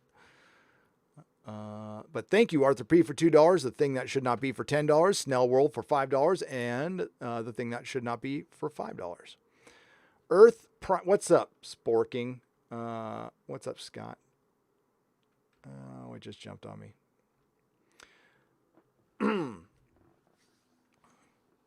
Were you a fan of Sliders in the 90s? Do you ever think we'll ever get a new Farscape? I was not a fan of Sliders, but Mrs. Nerdrotic, that is one of her favorite all-time shows, is Sliders. Earth Prime 232 for $5. I in the 90s, I was working and in a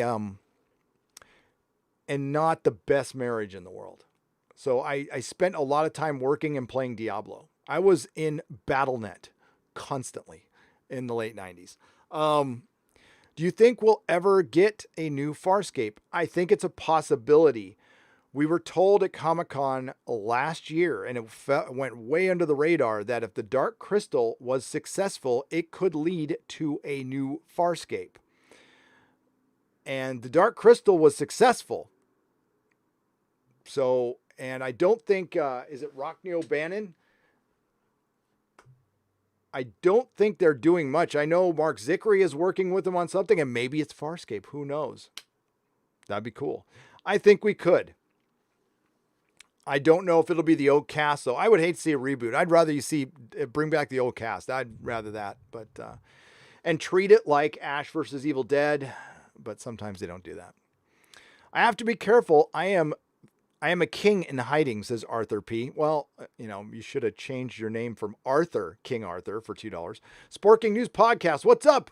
Winds of Winter release. What now? Stay safe. Sporking News Podcast.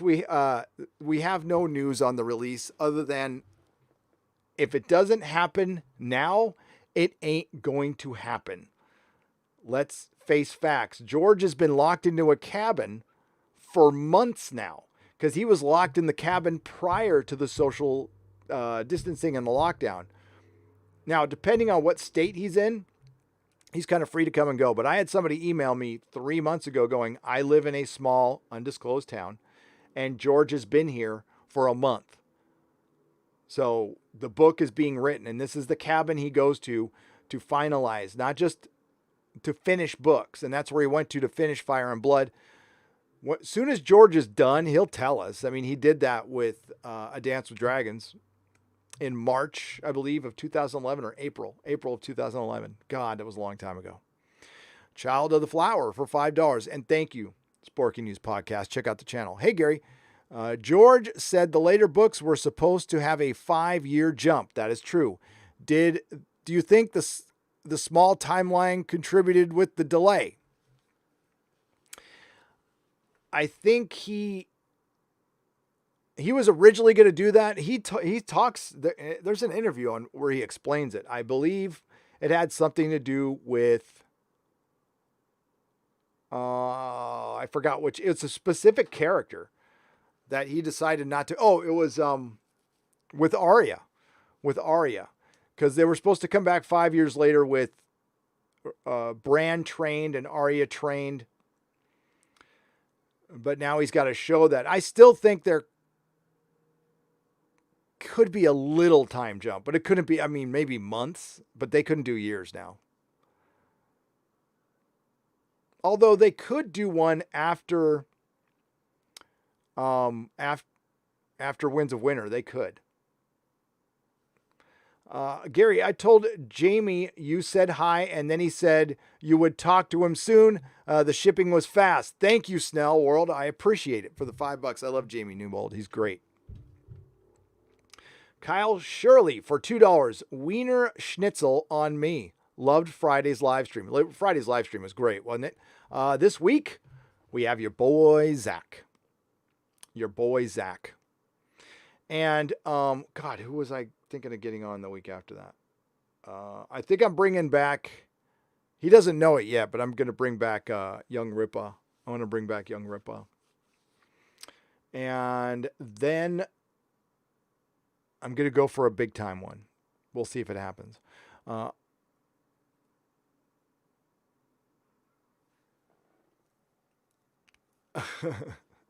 Arthur P for $5.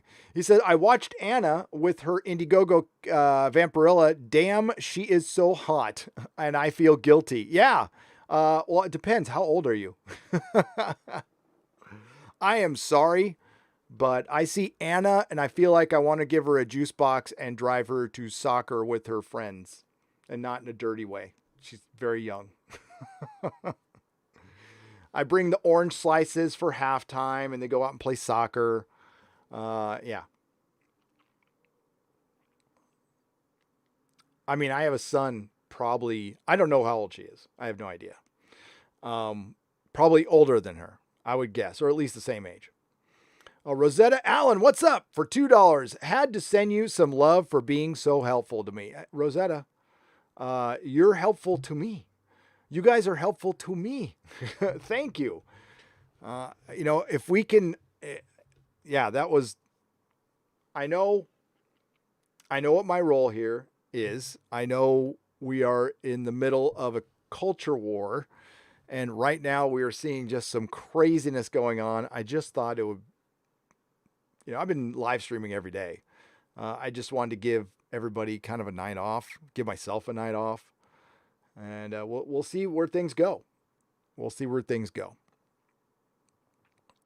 Friday night is going to be Friday Night Tights. It's going to be what it usually is. So, and again, I'll be back live tomorrow at 10 a.m. It's only going to be 90 minutes, 10 a.m. to 11:30 a.m. And then we're going to do an Exozone. And we'll check out those strange noises before we leave here tonight. What happened to George Floyd was horrible, but why was Tony Timpa's Dallas killing by police in exactly same matter not garnered media attention? The identity politics is disgusting, and everybody should check out the vid of Timpa. I wasn't aware of Timpa 487 Sean Tower for 20 Canadian dollars.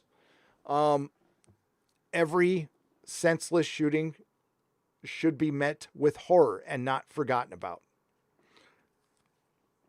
That's it. It should be met with horror and not forgotten about. That's permanently ending somebody's story, no matter what they did before. It depends. It really depends. We won't get into that, but it depends. Innocent people. I mean, you got to say something that obvious, and it's just absolutely against terrorizing innocent people. That's it. Poper Lives, 34 links for $20. Thank you. You're number one, too. I think, what we have been experiencing in the Phantom Menace for the last couple of years is loss. And we all deal with it in our own way. Some of us just walk away and go, well, that sucks. It's gone. But, I'm going to move ahead, do something else. Some of us fight for it. Some of us, or grieve. And we've done all those things because we lost the unity of escapism. And I think during the lockdown prior to this craziness happening, which, by the way, isn't your fault. It's not my fault. It's not Robert Meyer Burnett's fault. Okay. And I mean, just because it's not our fault doesn't mean we shouldn't be aware of stuff, and that's fine. But don't be shamed into feeling guilty over something you didn't do. If you did something, own up to it. Absolutely. If you made a mistake, apologize. Absolutely. Own up to it. If you really feel like you made a mistake, don't if you don't. And of course, being reasonable as you can. But yeah, we just want to enjoy fandom and debate plots and sit there. I could debate what's going to go on in A Song of Ice and Fire. And that's the best part about it. That's my favorite part of fandom is debating this stuff. Absolutely. I used to BS about it all day at the shop, and it was the best job in the world. And, we didn't get to that, but, maybe next stream. I'll read these two and we'll go over the sounds, and I'll go over briefly what the plan is for the shop. I'm breaking the rules using the full roster of crew members in the Trek universe.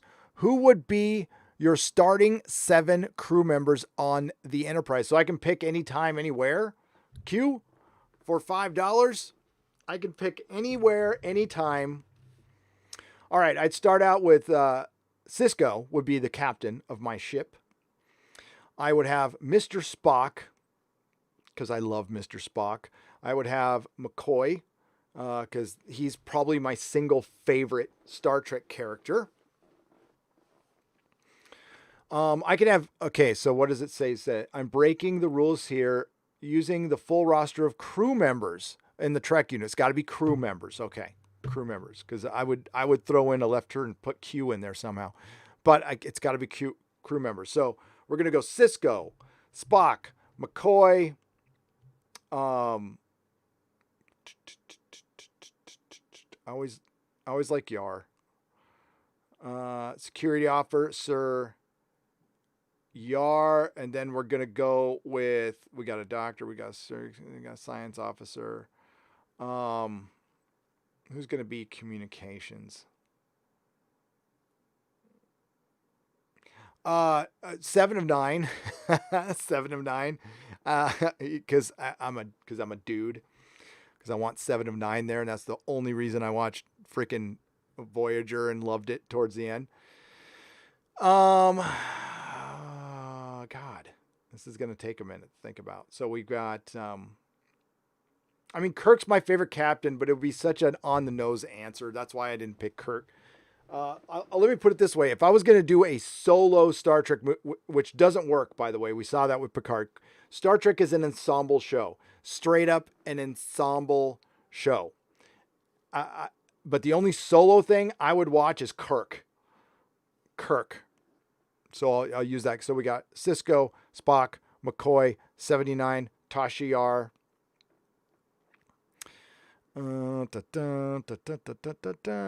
Worf. I know that's doubled on security, but I'm picking whoever the hell I want. So who cares? And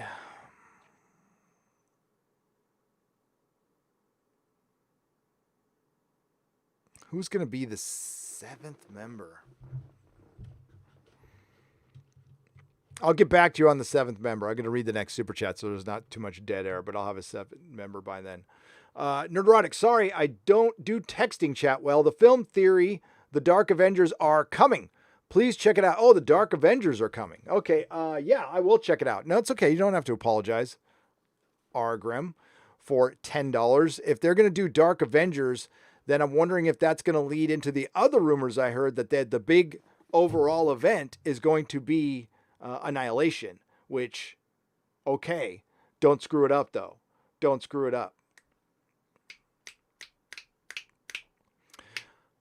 Well, we don't have an engineer, so Scotty. I know it's filled. It's heavy on original series, but those are my favorite characters.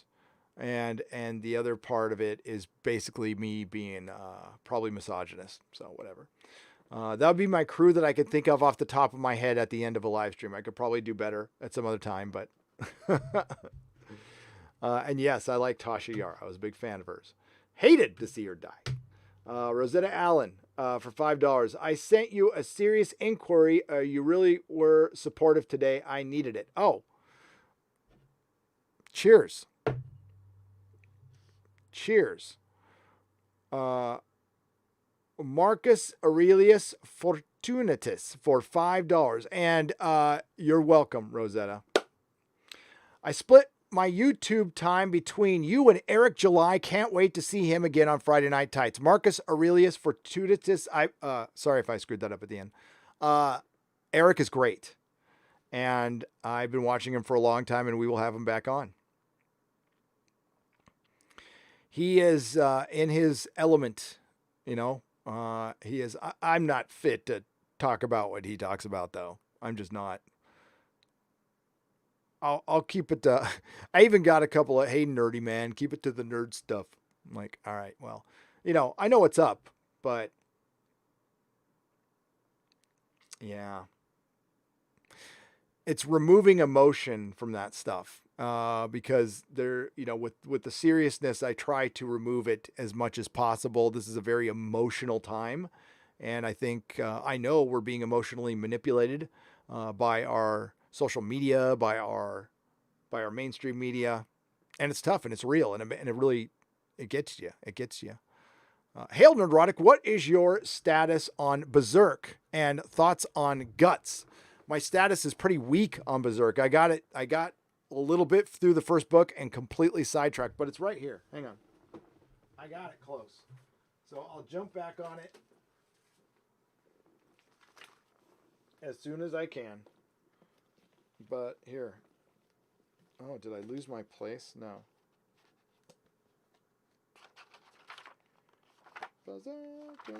Yeah, that's...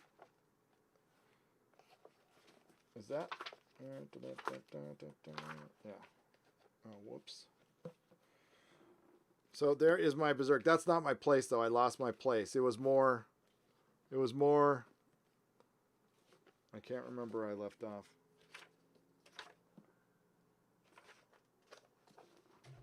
Yeah, it's pretty pathetic, but that's where I'm at. Oh, I probably shouldn't. I should watch before I show this stuff. It's Berserk. All right, this looks pretty tame. Yep. It's good, and the deals, I got a good deal. Good deal on Amazon, by the way. So I will finish it by the end of the year. That's all I can say, because I'm jumping between Witcher books and Blake 7 and Farscape and Buffy. And old Doctor Who episodes.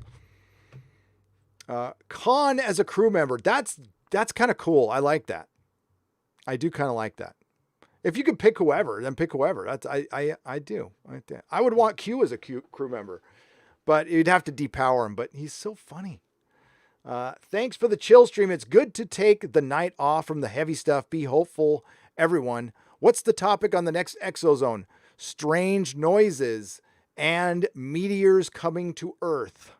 Because we have a giant meteor the size of the Empire State Building headed to Earth on the 6th. Now it's going to skim the atmosphere. But what we really, truly need to be concerned with is the little friends that come with them that we don't see. That happened.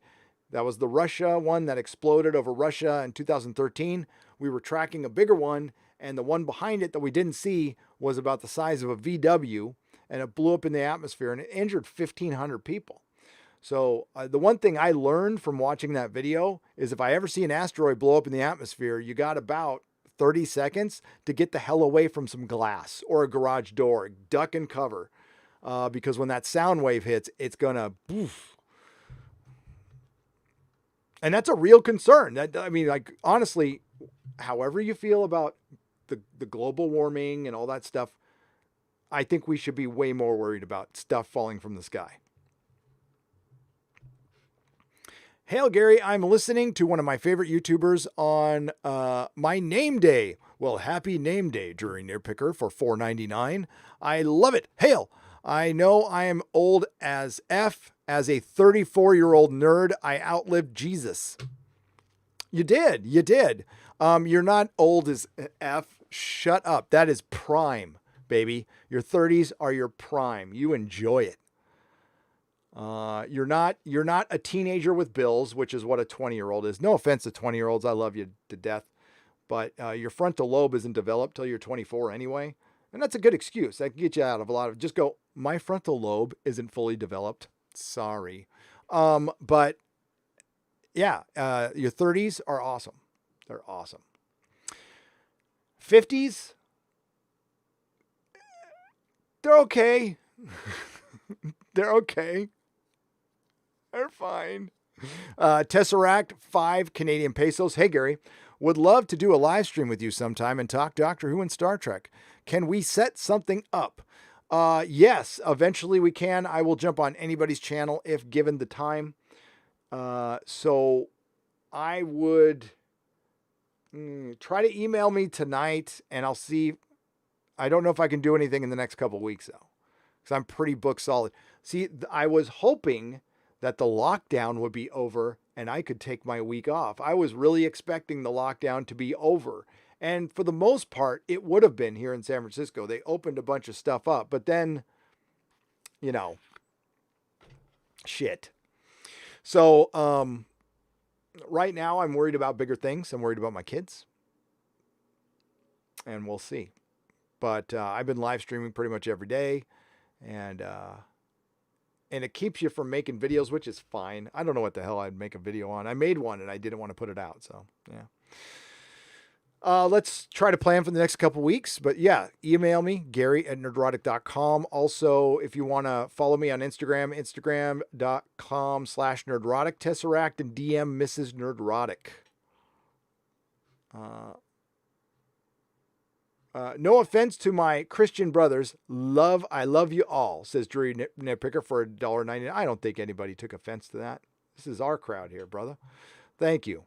I don't think we're easily offended in here, huh? You guys aren't easily offended. So Green Lasers 54.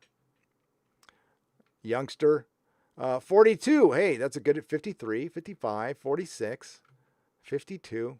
Look at you guys. You're my peers. 37. 62.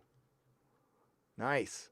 Hope I live to 62. When is the meteor shower? Saturday, Zachary. They said Saturday the 6th. Love you all, the nerd family. I always wanted and proud to have you all. Thanks for being quality homies. Nothing more. Just happy to have you all. Kyle, Shirley, we right back at you, man. Thank you. I am grateful for all of you. Hail, everyone. Time to get back to work. Looking forward to the next Exozone, Gary. Take care, everyone. And Karis, yes. So on that note, thank you for a good lead into. Let's get into the weird noises, shall we? If you guys haven't heard them, they're weird. Hence, weird noises.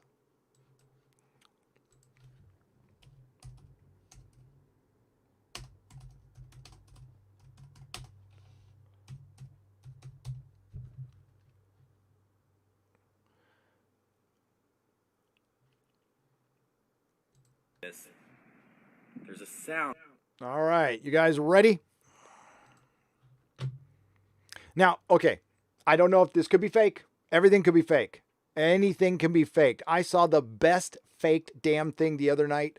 It was on the same Twitter feed that gave me this. So it showed a lightning flash, and it looked like the clouds formed like a Buddha sitting down with a big Johnson. He had a giant Johnson, and it looked like the clouds forming it, and it looked real as hell. Now, I know it was fake, but it looked great. So whoever did that should go work in Hollywood. But yeah, I honestly don't. This could be fake. I'm just saying. But it's cool. And it's also, what the hell is it? If it's not fake, what the hell is it? Now, we've been seeing strange sounds for a long time. Some of them are fake, some of them are not. And it's probably something atmospheric. Probably has something to do with the magnetosphere or something. There's probably something very sciencey that can answer the question. And it probably explains a lot of things that our ancestors saw. Or it could be completely fake and bullshit. So let's enjoy it, shall we?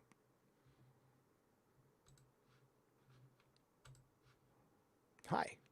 I need a haircut. The beard is going down, by the way. Not all of it. Not all of it. Just like a normal trim. It's going to look like a normal beard. My summer cut, as I like to call it. Let me make sure I got the right window going here. Yes, we do. Boom. All right. Hang on.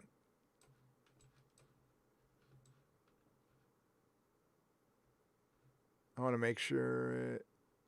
Okay. I'm going to let this guy go, and I'm going to mute my mic for a second, okay? And I'll be right back. But I'll be here. I don't want to be one of those a-holes who comments over this.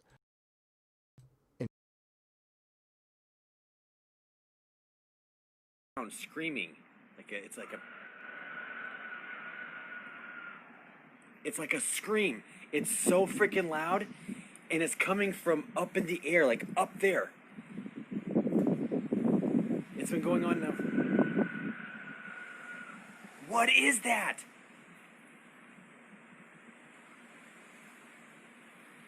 I swear I saw like this thing when the lightning was flashing a second ago. What the fuck? Dude, that's coming from like up in the sky outside of my apartment.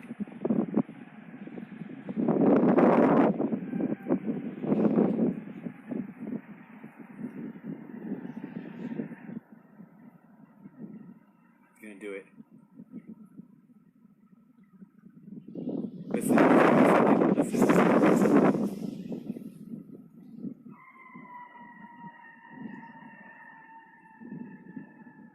What is that? I haven't heard it like that yet. Gene, check this out. Listen. This is coming from the sky above my apartment. It's been going on for half an hour. Hold on. It's coming from up in the air.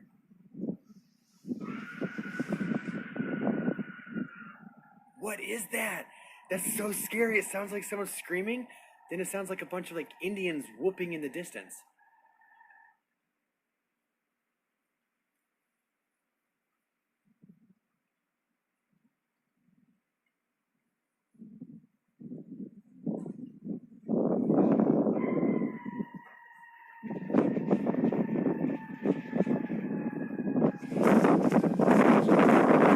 What is that bizarre sound?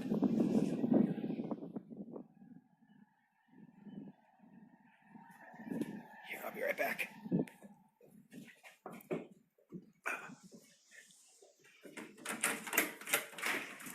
Stay, bird.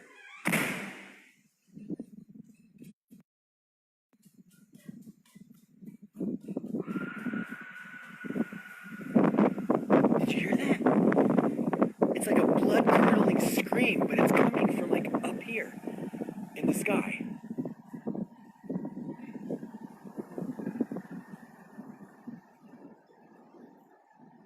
Anybody else hear that?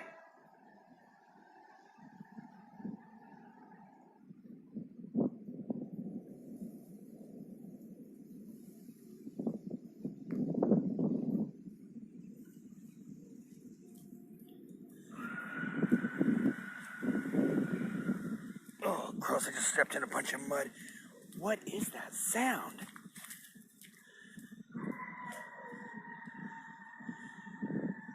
Now it sounds like it's coming from behind me.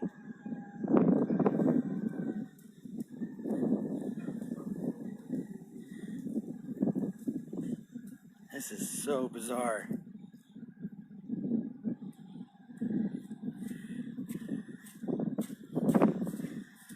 I better turn on.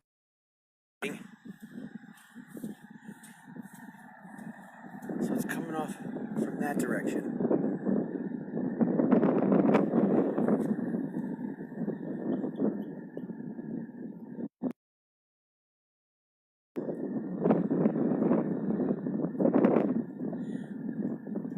What up, Bob? I'm trying to figure out what this sound is. It's been going for like half an hour now. You hear it? But then it'll stop and then it'll scream really loud, like a banshee. Hold on, wait. You'll hear it in a second, Bob. What up, Solomon? What up, Nessa? Hold on.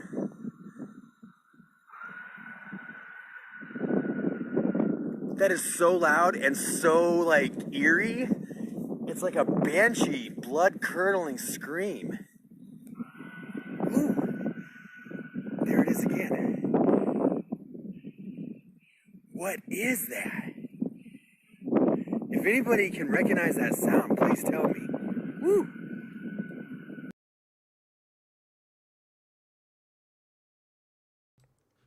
It goes on. There's other video out there, one by another person. I don't know if it's in the same part of Texas.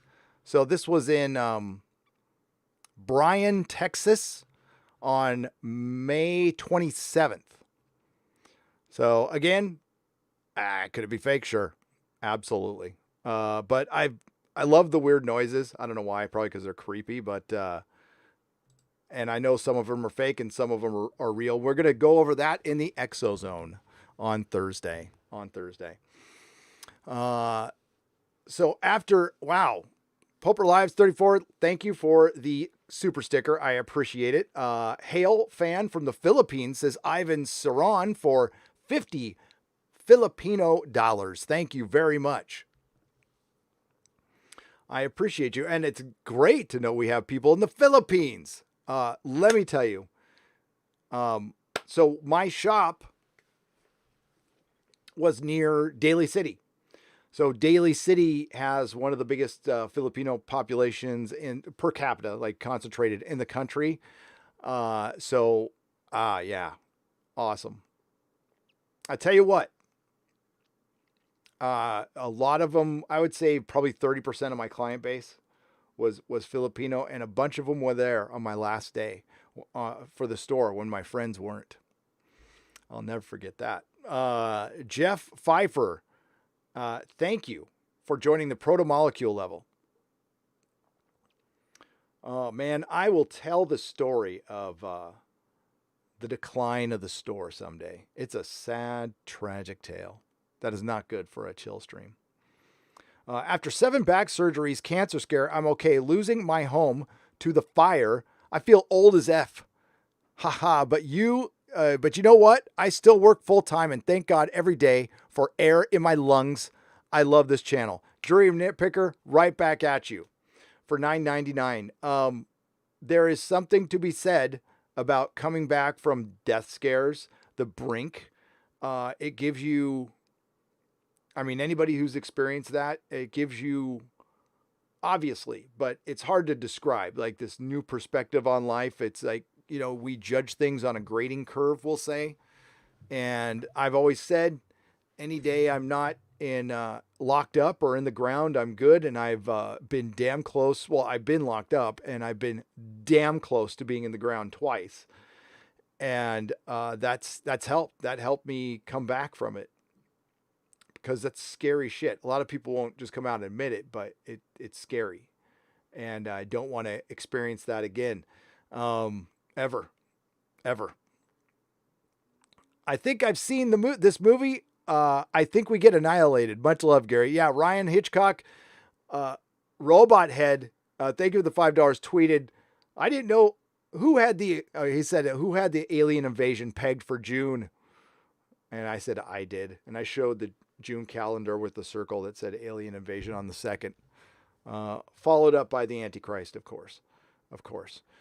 So as we roll out, as we go here, oh, I got to show my chat. Sorry about that. Let's show this right there. Sorry, my bad. Yeah.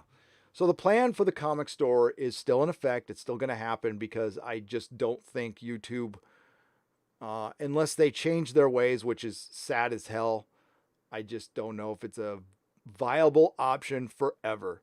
But I take it one day at a time, and I'm certainly grateful it's here, and I will keep doing my best to entertain you, and I will keep it as normal as I possibly can. My stance isn't going to change on identity politics in film and television and it dividing us. It has nothing to do with the identities that Hollywood is clearly using, right? It's my beef is with Hollywood. And always has been, always will be. So you're going to hear other people try to frame a different narrative. Generally, that's people who don't like my opinions on Star Trek and Doctor Who. Too bad. And there's a lot of disingenuous behavior out there. And I invite anyone at any time to come and debate me about this. But you got to show your face. That's my stipulation. I show my face. You got to show yours. So you can't be some anonymous dip out there who wants to take pot shots at me or others. Come on. I will give you my platform and you can discuss your grievance and we can either come to an understanding. And it's always been that way. And you know what? I don't get emails. I don't get DMs ever about that stuff. I would happy to debate. We will do it. We will do it on this platform, probably on a nooner. It won't be on Friday Night Tights or bagging and boarding or anything like that. But I would certainly be open to it. Absolutely. Now,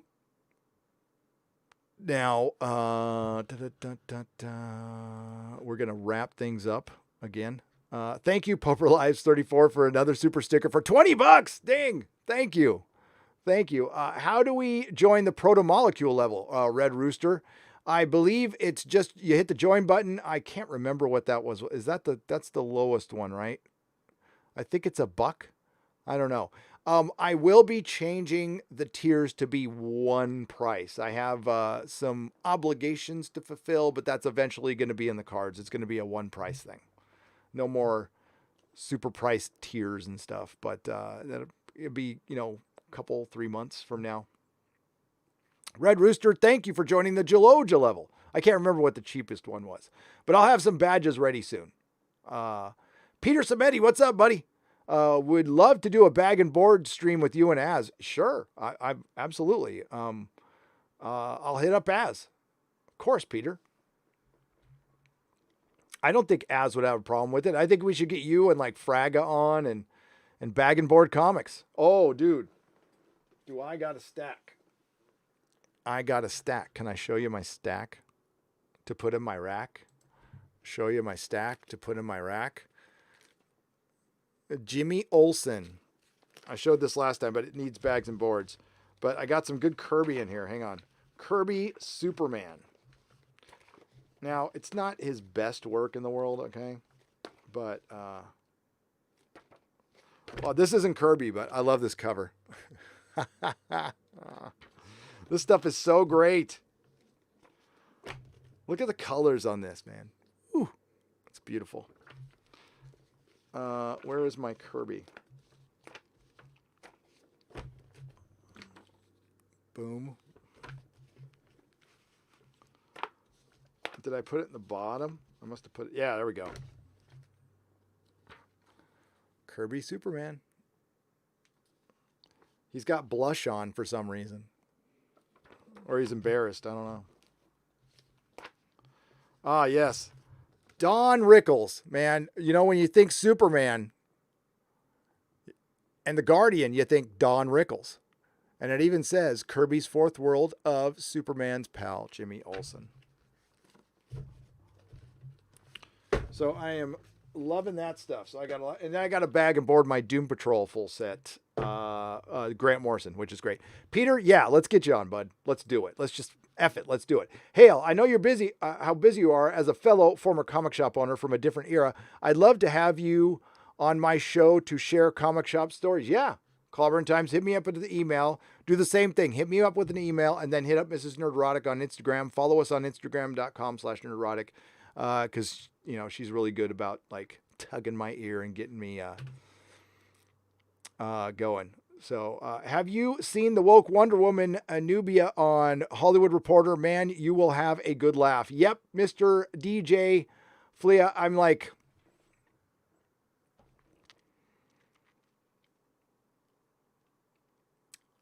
you wait and see. So remember I did the Picard in my in the last Star Trek video. In that article, remember what they said? Inclusivity and representation is more important than diversity. I don't know what that means. I don't even know what that means. Again, we will get unfairly framed here. I don't care who's in what. You can have a black female captain in Star Trek, and I will root like hell for her if it's written coherently and not, if not by an imbecile who wants to be divisive. That imbecile is Alex Kurtzman. The imbecile is Jar Jar Abrams. Generally, it's not the actors. So there you go. That's the way I see it. But thank you for joining me for the chill stream, and I will be back tomorrow at 10 a.m.-ish. It's never on the clock with me, just the way it is. I'm 50. I don't know if I'm going to change at this point. And thank you all for supporting me. I know that and thanks for suggesting the chill stream. We'll try to get at least one in a week, but it's back to business tomorrow. And then, of course, Friday Night Tights at 2 p.m. Pacific time. I'll let you know if I'm in an undisclosed location or right here. We'll find out on Friday. Doesn't look like I'm going anywhere right now, to be honest with you. But thank you again. Remember, not all who wander are lost, and may the wings of liberty never lose a feather.